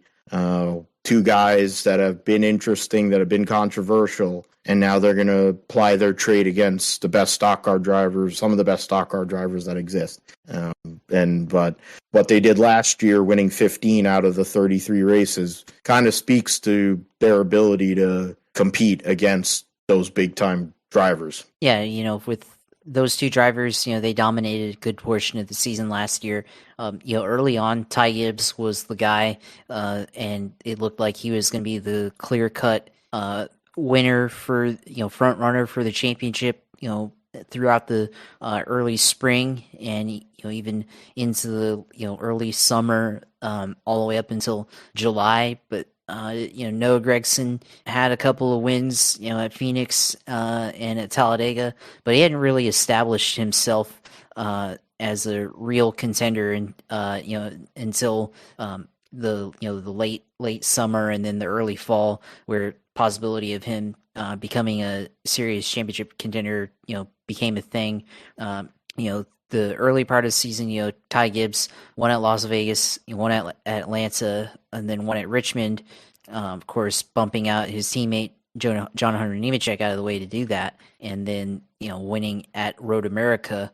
So it was clear early on that, through the summer, he was the guy in the championship. After that Road America win, Ty Gibbs was second in the standings. Noah Gragson was fourth. And Gregson only had 2 wins in that up to that point. But then, by the time we get to the playoffs for the Xfinity Series, Noah Gregson had 3 wins in a row at that point, and had won at Darlington, Kansas, and then at Bristol, and that win at to kick off the playoffs, or to end of the playoffs, Noah Gregson had won the regular season title. Ty Gibbs finished second, 13 points behind. So it was interesting how the flow of the season went, and Gregson was able to figure it out late. Of course, they had that battle together where they actually raced cleanly. Two guys who've had reputations as being controversial drivers. So far, for whatever reason, both of them had a pretty good battle, and clean battle for the win at Pocono. And Ty Gibbs, ended up losing that race, but he ran, pretty well. Both of them ran pretty well and led a lot of that race. So credit to them for racing clean in Pocono back in the summer. So that was a good ending there for that, for that team, for Noah Gragson and for Ty Gibbs. And, of course, Gibbs ended up coming back, and, he was hanging in there throughout the playoffs, and then took out his teammate Brandon Jones to make it into the Final Four. He's already locked in, and kicked his teammate out of it, and then had the dominant car at Phoenix to go out and win the championship. So both these guys figured it out. Ty Gibbs, we knew what he was talent wise. We'd seen it already in 21, the limited runs that he had. So we knew already that he was going to be pretty good. And of course, you're in a Joe Gibbs car, class of the series for that team. So you knew what he was going to be doing. And then Gregson, we've seen flashes of his ability at other tracks, but he hadn't been able to put it all together quite in this season, or this past season. We'd seen him to mature as a driver, figure out how to put races together and put ones together, and you saw that with the road run through Texas in the Xfinity Series, and then of course he won Homestead as well, and numerous other races, Phoenix and Talladega, and winning at Pocono as well. So he had a lot of wins, kind of a breakout year for him, and it's going to be interesting what Gregson's going to be able to do in the Cup Series. Of course, going to Petty GMS, and of course has a new owner in Jimmy Johnson. And interestingly enough, there was the rumors back in 2020 when Jimmy was going to retire of who would take over the 48 car, and there were people who were talking about Gregson possibly being a replacement in the Cup Series for Jimmy Johnson. That was I remember seeing that rumor flying around on Twitter and I think Reddit. So interestingly enough, now Jimmy Johnson is his partial car owner in the number 42, and going to be a part-time teammate as well in a yet-to-be numbered car. So he's going to have a lot of information to gain from Jimmy Johnson. Also, Eric Jones and his crew chief is going to be following him into the Xfinity Series. So that's going to be interesting. And we'll see how that plays out. And of course, Ty Gibbs, going to be replacing Kyle Busch and his sponsorship moving with him to the Cup Series. So Gibbs, he's going to be in a good car automatically, and so kind of expect him to run pretty well throughout the year. Wasn't as impressive in the Cup Series as what I thought he would be, but he wasn't negative really in the Cup Series, and expect him to be able to in 2023 to I would probably and it's something that we're going to look at, because they're two guys that are going to be around for a while, and they have followings, so good or bad. Had a really good 22, and it kind of talks about the future of the sport in general. And speaking of the future of the sport, before we move on to the roundup, we look at the health in general of NASCAR series. I mean, when you think about the Cup Series, they only have chartered teams, maybe a handful of other cars. I guess in the 500 this year, it'll be over 40 cars there. So there will be some bumping out during the duels. More or less, it'll be kind of determined during qualifying for the 500 anyway. They usually only have one spot open for somebody in the duels after the qualifying. So, but other than that, a lot of the races are 36 cars, the whole chartered field, and they made the Clash is now just a cluster. It makes no sense. Everybody gets to show up. I mean, there will be a few eliminations. Famously, last year, RFK got knocked out before the final. There's more drivers going to be in the final, but that's one thing. I look at the Xfinity series, you look at their top 2 guys leaving the series and 3 of their top 5 guys leaving the series. Who is going to come up and make their name? Can Chandler Smith do that? Will it be Sammy Smith? Will it be John Hunter, et cetera, et cetera? Can Cole Custer, after theoretically getting demoted, come back and have a good season and get that elusive championship? Because he's been in contention in Xfinity to win championships. But I also look at it, Josh, and how the health of the series is. Toyota's played its way and done its thing to where I think they've priced some of these small teams out, and you could see it in the Xfinity series to a lesser extent, but definitely in the Truck series. The Truck series is not very healthy. There's a lot of issues there. A lot of drivers that are in this series are there because of money, not because of talent, and there's destruction of equipment because of that. You look at the coverage of the Truck series is terrible by Fox Sports. I mean, Vince Welch was terrible as a lead announcer, but he was a good he was an all right pit reporter. Yeah. And so Vince Welch is done there. And so it's like they don't even care about covering this sport. That's one thing. Then you look at the way the field doesn't look great. Kyle Busch is now, after losing the Toyota support, had to get two ride buyers to go and drive for him after having a team that generally was, talent rich. So it tells you where his team had to go once he switched over, had to make the switch to Chevrolet after moving over to RCR. The point is there's no identity. I mean, I look at the Xfinity series, there is something there. They have a good car, they have a good product generally, and they have a pretty solid drivers. JRM is great. They're doing their part.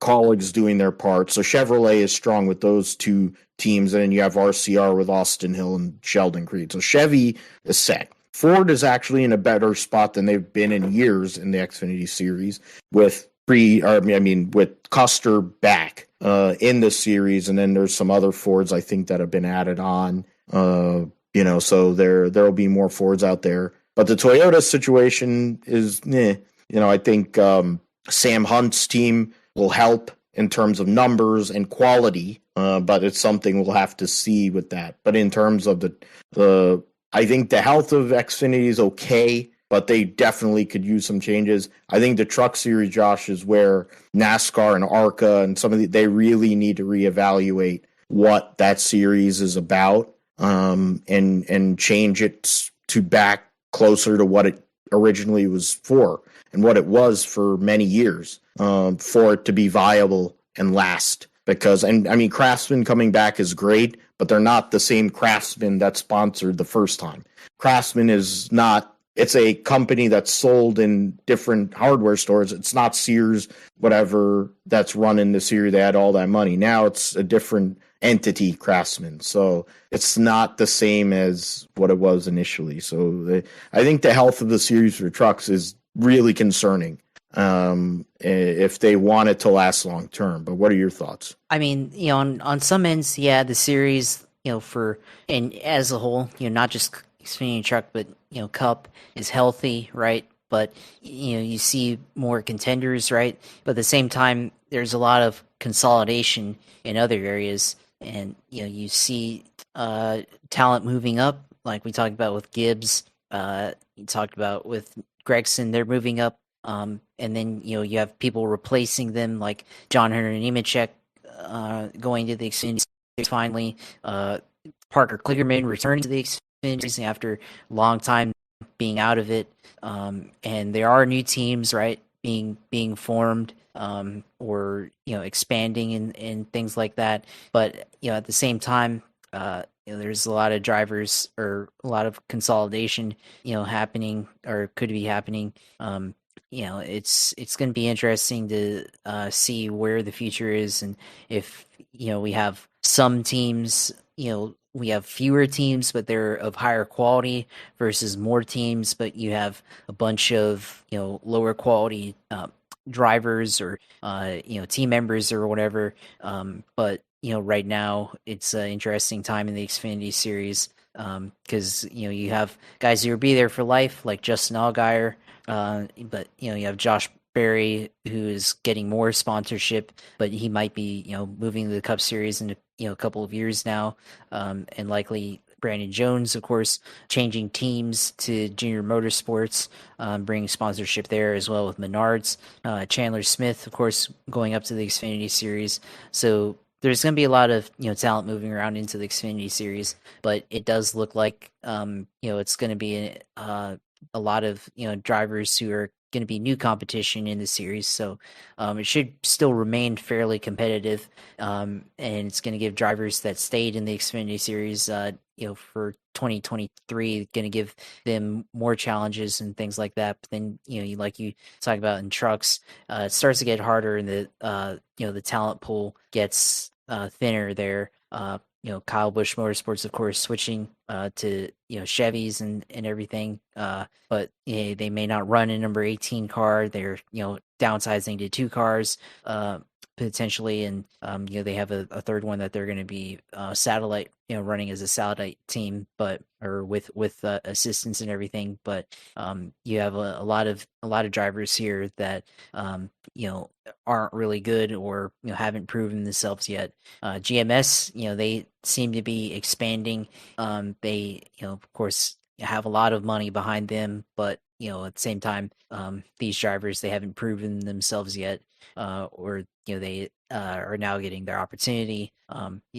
With Kyle, even with Kyle Busch Motorsports, the drivers he's paired with, Jack Wood, of course, hasn't really done anything in the truck series, and has been like you mentioned before, not been a very good talented driver. Other teams, manufacturers, you have Thor Sport switching back to Ford from Toyota. And it seems like every couple of years they make a manufacturer switch and everything. But as far as Ford goes, it gives them more talent to have in the truck series, to use and funnel into NASCAR. But at the same time, it's somebody that they've been partnered with before, and there's not a new team, I guess, in the truck series or a new partner besides them to continue to have a stake in that series. And then Toyota, of course, losing Kyle Busch Motorsports, which is basically who they were funding in the truck series. That's basically Toyota in the truck series, their presence.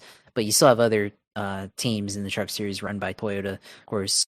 Hattori Racing, they've been fairly competitive in past seasons, but we don't really know who there's going to drive in the 61 car. The 16 is going to be driven by Tyler Ankrum, but yeah, it's going to be interesting to see what the Toyota has. I mean, they still have some Tricon Motorsports, I guess, Dean Thompson, Corey Heim, and other drivers, Tanner Gray. So that's going to be interesting to see there. So Toyota is still going to have a presence, but at the same time, they lose a partner like Kyle Busch Motorsports going to Chevy. But yeah, I mean, the level of talent in the truck series is not that high, and we'll see how the quality of the racing is. It will probably be reflected in that, with a lot of crashing, a lot of not gonna say dirty driving, but certainly inexperienced driving and things like that. So definitely think the truck series needs a lot of help, and certainly shows the financial viability of running in the truck series versus running in the Xfinity series, and which one's cheaper, which one's more expensive. So because it seems like there isn't really like a lot of benefit financially to running the truck series versus running in the Xfinity. But teams, we have a couple of exclusive teams in the truck series, like KBM, like ThorSport. So it's gonna be interesting to see how where the growth of the series goes and everything. But Cup as well, having expansion with new team owners and more former drivers partnering into the series, like Jimmy Johnson partnering with Petty GMS. So there's positivity there, but it seems like a lot of that is at the top and not at the bottom. So seems very top heavy in terms of involvement and money, I guess, and even talent wise. So we'll see how that holds for the future, and if they can figure out a way to invest in the future of the series and be able to have a healthy financial definitely, and we'll be talking about it all season here on season 4 of the GSP. So it's gonna be interesting in terms of all these series with NASCAR, along with all the other motorsport series that we cover. And speaking of that, we'll get into the GSP roundup. Dakar Rally is in finished stage 4 earlier today. We're doing this on a Wednesday, the 4th. So one of the favorites for the motorcycles, the bike class, was former Dakar Rally winner Ricky Brabeck, the lucky man who gets to date Sarah Price. Unfortunately, wasn't lucky in this race, knocked out in stage 3 with a bad accident, but it sounds like he's going to be okay. But he got dinged up a little bit there and had to retire from the race. So unfortunately, a former winner of the Dakar Rally is already out in terms of the car. But there are Americans. There is an American in contention. Skylar Howes is only 3 minutes 33 seconds behind the current leader, Daniel Sanders. Former winner Kevin Benavides is third at 4:05 behind Toby Price, and is fifth, 7:17. So those are some of the contenders there. In the T3 lightweight prototype class, is got 3 Americans in the top 4. Mitch Guthrie leading, Austin Jones in third, and Seth Quintero in fourth. Now, Austin Jones is only 11:31 back. The next Seth Quintero is nearly an hour behind Jones after 4 stages. So Christina Gutierrez, one half of the Extreme champions with X44 for Lewis Hamilton. She is fifth in class, 2 hours 29:52 behind the leader there. In the car class, the one that everyone really focuses on, the T1, the Toyota of multi-time Dakar Rally winner Nasser Al-Attiyah is leading by 18 minutes, 18 seconds over his teammate Yazid Al-Raji. The first Audi is 7, I don't know how many times he's won the Dakar Rally, numerous times, both on a motorcycle and in a car. Stefan Petterhansel, the Audi has a hybrid electric component there.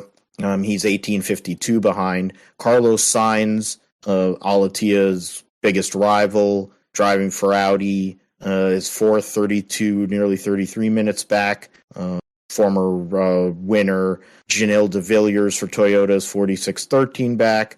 Multi-time DTM champion Matthias Ekstrom as the third Audi driver, 50 minutes. And then Sebastian Loeb, 9-time World Rally champion, driving for the Bahrain Rally X team, is 14th, has won a stage but had issues in stage 2 and lost a whole lot of time. He's an hour 33:43 back early in this race. So we'll give you updates again next week. I'll be coming off of, I think, the off day, so we'll have a general idea of where this rally is going to go. Or Loeb actually won today. Sorry, my apologies there.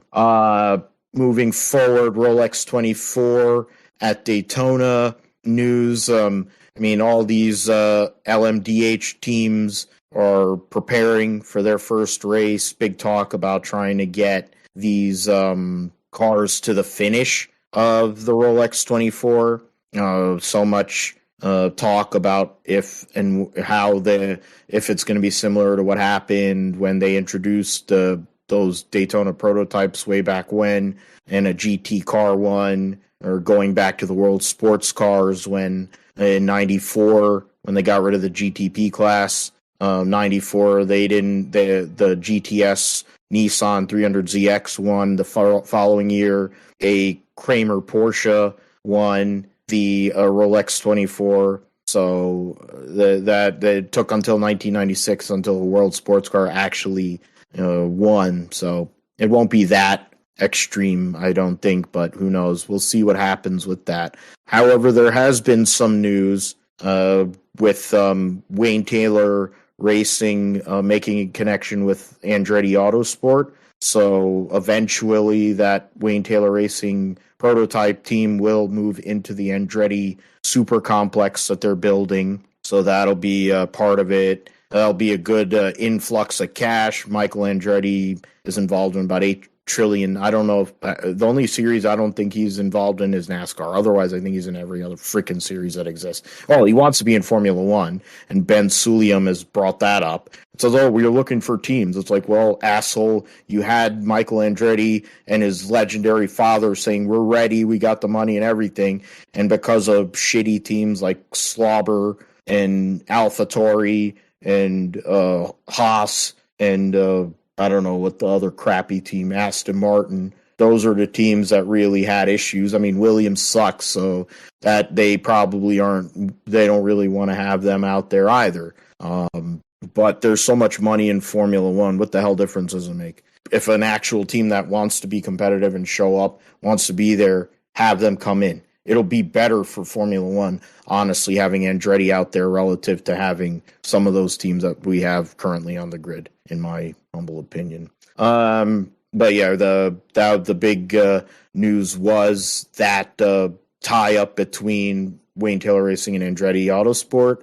Kyle Kirkwood will be driving in the Rolex 24 with the Lexus team. Again, of course, he'll be taking over Alexander Rossi's ride at the Andretti Autosport and IndyCar. And things that'll, for eye candy purposes and also good driving purposes, Sheena Monk and Catherine Legg will be the full-time drivers for Gradient Racing in 2023 for the GTD class. Sheena Monk brings her sponsorship with JG Wentworth to the team. They'll be running an Acura NSX. So that'll the new version, the Evo 22 version of the Acura NSX. So that'll be a good combination, someone to watch as the season goes on. Possibly, can they go and win the championship? It'll be tough. It's a tough class, but they'll definitely get a lot of eyes looking at them for sure. Because Sheena Monk's hot. And so we'll see what happens with that. Closer to the Rolex, we'll definitely be previewing all these teams. We got over there, got into Dakar. So now NASCAR news, a lot of news about, engagements and things like that. I mean, after A-Shock Energy is not returning to sponsor Clyde, doesn't really matter. I don't think he's hurting for sponsorship. Bubba Wallace and Amanda Carter got married on New Year's Eve, so that was quite a wedding. Was in People magazine and everything. Kyle and Caitlin Larson went and welcomed their third child, second son, Cooper, into the world on New Year's Eve. Eric Jones engaged to his longtime girlfriend, Holly Shelton, just before Christmas. Also, Anthony Alfredo got engaged to his girlfriend, Emily Brooks. They're talking about Ron Devine having to make payments because he tried to put it in bankruptcy protection. He has to pay $31 million. It's kind of interesting how bankruptcy works. You see with certain assholes how they get away with everything. Jordan Anderson Racing today announced their expansion to a 2-car team. Parker Retzlaff, who looks like Paperboy or something. I mean, he just looks like if the definition of nerd. But of course, he's a really good sim racer. He's shown flashes, and he will be in the 31 car. They had speed at plate races, and road courses. Not much else not anywhere else really. But we'll see what he can do as a rookie. Jeb Burton comes in, brings some money, but I assume he'll take over Myatt Snyder's role in crashing every week. Alex LeBay and his girlfriend are going to be are expecting a child. I mentioned Daniel and Kenzie with their son Rustin. There's a bunch of announcements for Alpha Prime, different drivers getting in there. You have some guy named Leland Honeyman. You have Ryan Ellis driving 6 races with the Keen Parts sponsorship. Stephen Parsons is going to run a short schedule, limited schedule for the Alpha Prime. Or Ryan Ellis Ryan Ellis is going to be running full time in the 43. So they will have the 43, 44, and 45 this year. Jeffrey Earnhardt will be driving the 44. Ellis will be the primary driver of the 43, but there will be other drivers, of course, there. And then in the truck series, Spencer Boyd coming back to Young's. He won one truck race at Talladega a couple years ago. So that's the extent of NASCAR news for now. Sure, there'll be more stuff coming up as we go along later into this month and, of course, into February. In Formula E, of course, the season is going to begin next week, so we'll have a little bit of a preview there. All the teams, there's been changes in terms of the manufacturers, drivers, et cetera, et cetera. So that'll be something we'll get into in more detail next week in episode 151. In Formula One, there's announcements of when teams will debut their new cars for 2023, launch dates and all. Alpine is going to launch their car, the A523, on the February 16th. AlphaTauri right now is going to be February 11th, Aston Martin February 13th, and Ferrari February 14th. So that'll be that. So we'll get in and see all them cars there in middle of February and what's going on with that, and if there's much change in terms of the looks or of the car compared from year to year, even with all the homologations and the cost cap going on. And then I'm trying to see, is there any other news of record? Yeah, set to hit weight targets with their 2023. Yeah, I mentioned the whole Formula One trying to get more new teams. I mentioned the one that really could stand out, but they don't want to do anything about it. The Super Motocross season starts at A1 as per usual, and trying to see the teams. It'll be on it'll be streamed on Peacock. They will have coverage on the USA Network, but not every race will be on TV, at least live. Every race will be live on the streaming platforms. This website is, you gotta love it. Gotta love these websites these people build when they can't even go and make it simple to find information at all. I think that's pretty trash. So we'll go to Supercross. We'll try that one. The riders in the 450 class for this year. Don't want that. Riders in the 450 class for this year will be the ones to look at for the championship, of course, is defending series champion Eli Tomac and his rivals. You're going to have Chase Sexton, so Eli Tomac on Yamaha, Chase Sexton for Honda, Ken Roczen moves over to Suzuki, Jason Anderson for Kawasaki, and Justin Barcia for Gas. Adam Cianciarulo trying to return from another injury for the Kawasaki. Yamaha teammates for Eli Tomac will be Christian Craig coming from the 250s and Dylan Ferrandis, who's going to go into his second year.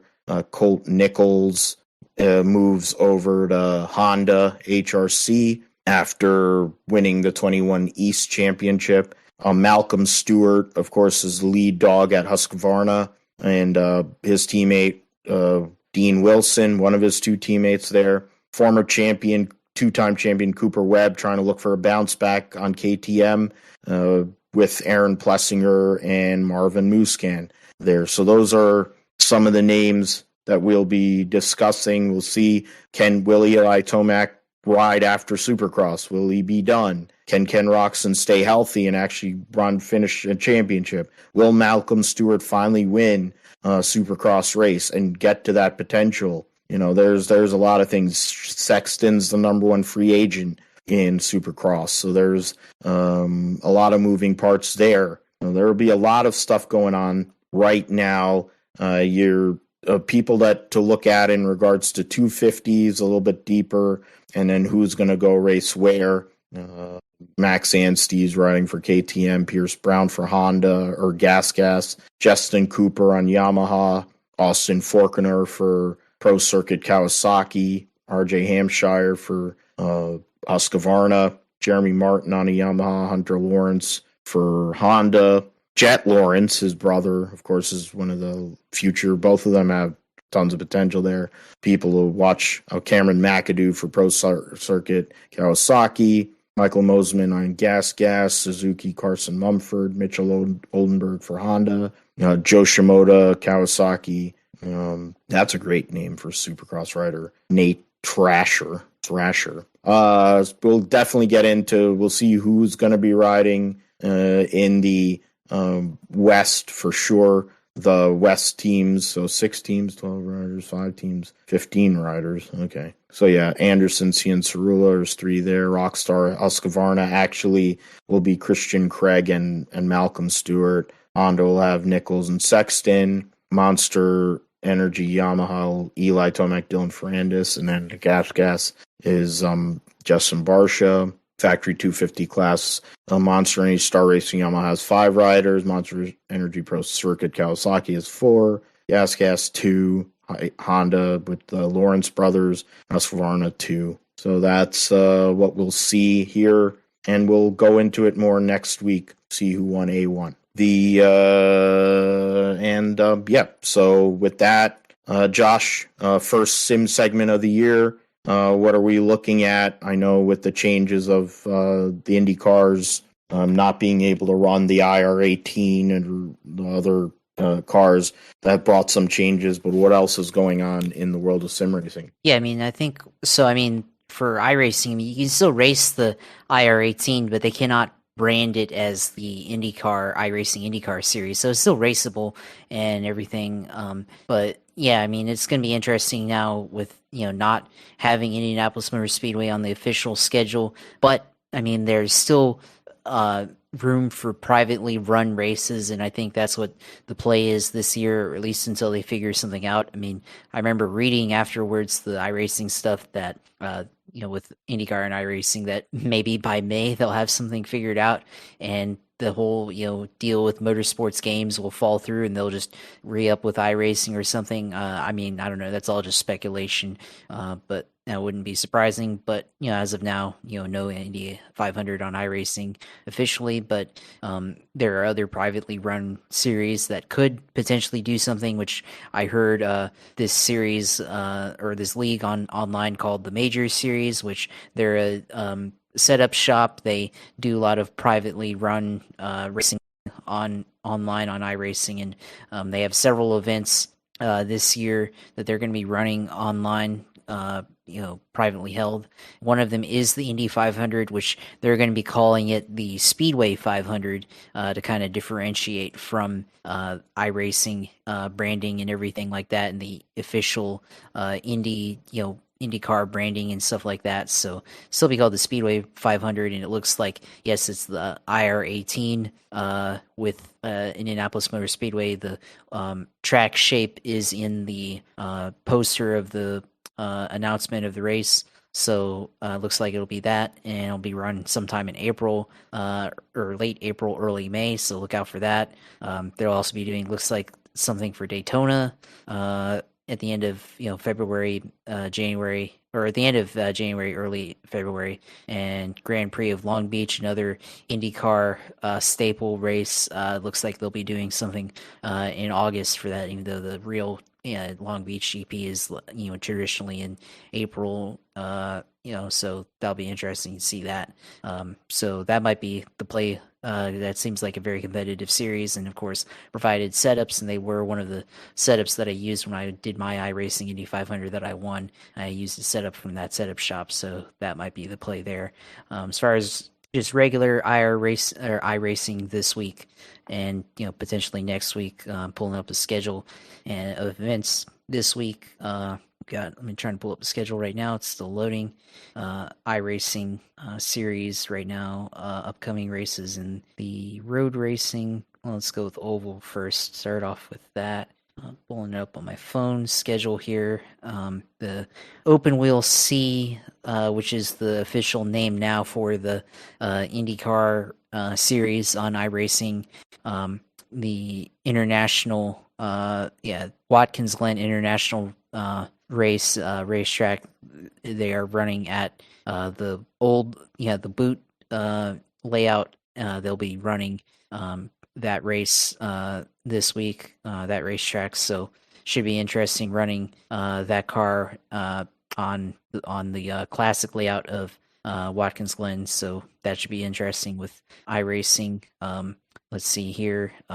Later on in the year, trying to pull up the schedule for that series schedule. So Watkins Glen right now.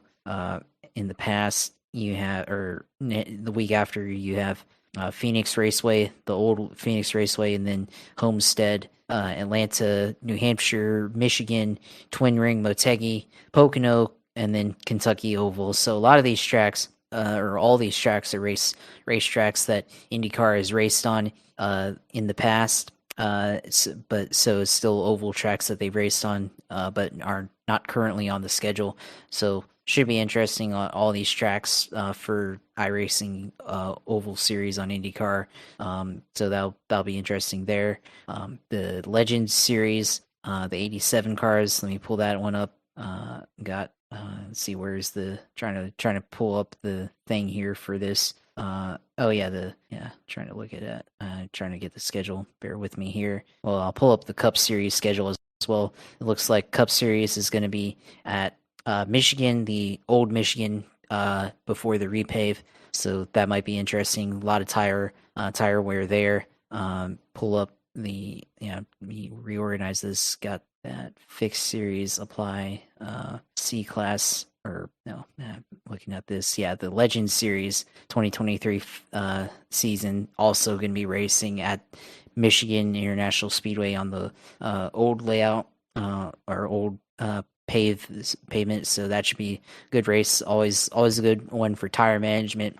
Got to really preserve the tires, because if you run too hard, use up the right front, at the end of the fuel run. And going to be a lot of off throttle time, and probably there are no cautions, maybe potentially a fuel strategy taking place. So that could be interesting there as well. And then Xfinity is going to be at Chicagoland this week, so should be interesting there. And trying to look at the Truck Series. Truck Series will be at Hickory Motor Speedway in the Fixed Series and Open Series for iRacing on the Truck Series. That should be interesting. Looking at the road side now, let's take a look there.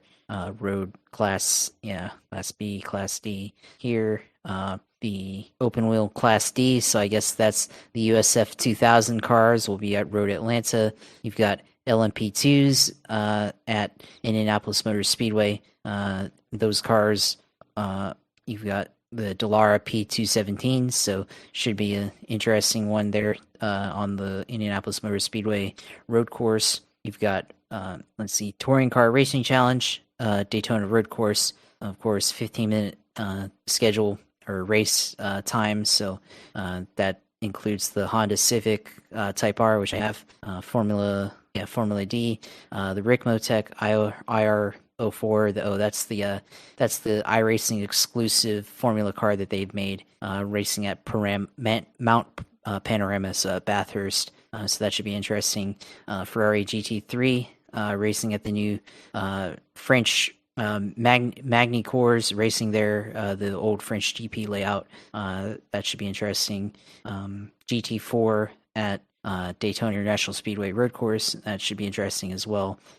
You got the Porsche Cup also running at Magny Cours. LMP, I mentioned the LMP2 at Indianapolis. USF 2000 at Road America or Road Atlanta. You got Virginia or VIR in the Cadillacs and Kia Optima. That should be interesting. So yeah, it's going to be a good set of tracks to run, good set of series to choices to run for start off the year on iRacing on the official side. They're racing the Honda Civic TCR, which Ryan Eversley is a Honda driver, but they're racing it on Thursday night the 5th, which I signed up for at Eldora Speedway. Heard anything from, so that'll be interesting, and that'll see be fun. How I can get in there and try to run on that. Yeah, Honda TCR on a dirt track. Yeah, running. Yeah, Honda, we can see if you get in on that and how you do. They take it seriously on the Dinner with Racers. But it would be cool for sure. I'm laughing at that. So try to join that one. Yeah. Come back next week, whatever. Yeah. Yeah. I mean, don't do anything intentional, right? Like don't intentional wrecking. But I mean, and they're not going to be very, not going to be very strict on, contact and anything like that, obviously. And it's a dirt track. So there will be should be a lot of fun if, whoever is able to join it can get in. So that should be interesting. I mean, that's going to be interesting this year on iRacing, with everything we're able to do. Otherwise, and of course, still have the official events outside of the Indy 500. Still got the iRacing Daytona 500, and I don't know if I'm actually going to do the iRacing 24 hours because of Daytona, because I have plans the weekend I think that they are scheduling it for. So I'll probably be out of the house for that, but I think they are doing their own version of the Roar before the 24. So I think I might do something like that. I think they call it the iRacing 2.4 hours of Daytona. So I might try to do that if it's on the schedule. Maybe do some more oval special events like the Coke 600. Maybe the other sports car stuff that's on there. I think they are doing 12 hours of Sebring or something like that. I don't know if I'll do 24 hours of Nürburgring or anything like that, but Sebring maybe that might fit into the schedule. Maybe some other dirt races, or if they're expanding into Formula One content, so might try to do that. They have the W13 on there now. They had the W12 from 21. Now that I think they just uploaded the W13 from Mercedes, so that should be interesting running on that. So it'll be a lot of content sim racing wise, of course, throughout the year, and try to participate in it, when I can, and when I'm able to, of course, and hopefully be able to do that as often as I can. So something, of course, I enjoy and everything. So, of course, you can watch my racing on, iRacing. You can watch that on Twitch TV/usailor2, and go on my streams and see that. Of course, watch the Indy 500 clip that I have from last year. Hardly it was already last year, but still best achievement on sim racing and everything, and see that achievement there on my Twitch profile and watch that. And of course, still have my other streams up.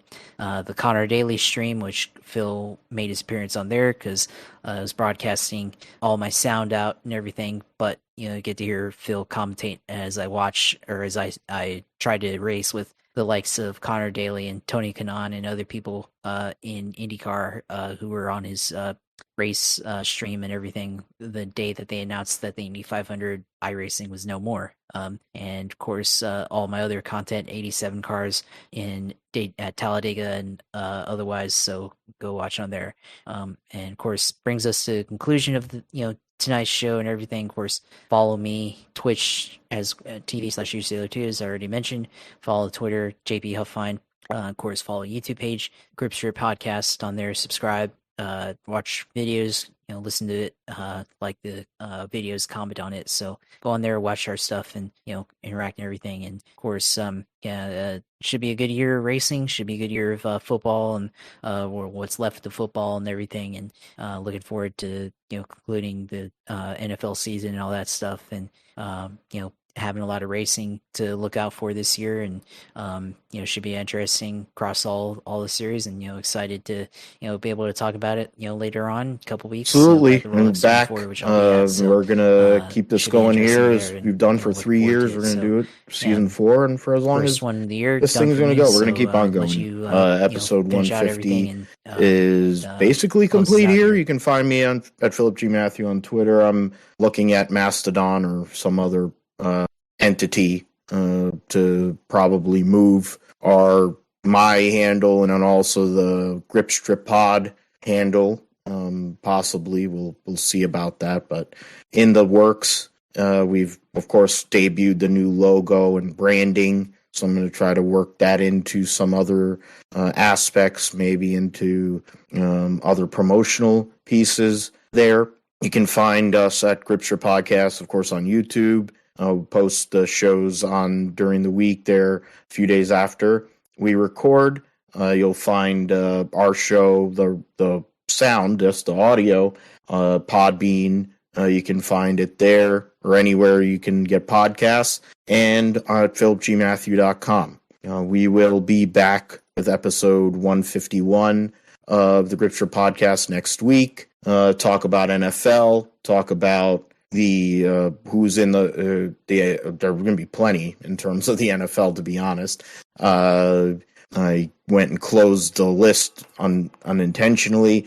Who's in the playoffs? Will it be Jacksonville? Will who will the Niners be playing? The matchups, Black Monday, we'll know what coaches got fired and who may be in play for those jobs. We'll see if there's a resolution in terms of fantasy football. I've seen some ideas that might be palatable. We'll see about that, and maybe get into some of the guys that'll be top players to look at in the NFL draft, because those draft positions will be set. A good amount of them will be. We'll determine a series to recap, because I think I'm waiting on the Rolex, maybe do IMSA prior to the Rolex, but that's a couple, 2-3 weeks away anyway.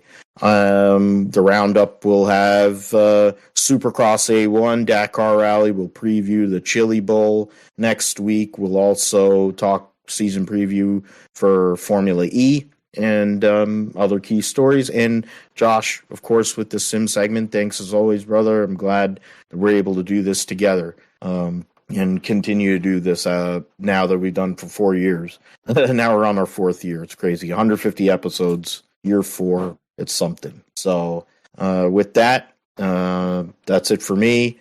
We will be back next week. Thank you for listening, subscribing, following, and let other people know about the GSP. Might get some bowling content in there if I figure out how to throw a bowling ball properly. It hasn't really happened much this season. But I did win the pot last week in our league, so that was good. But not much more that has happened this year. But we'll see if that turns around here. 2023 is a new year. Working on a whole lot of things. For Josh, I'm Phil. Take care. God bless. Goodbye.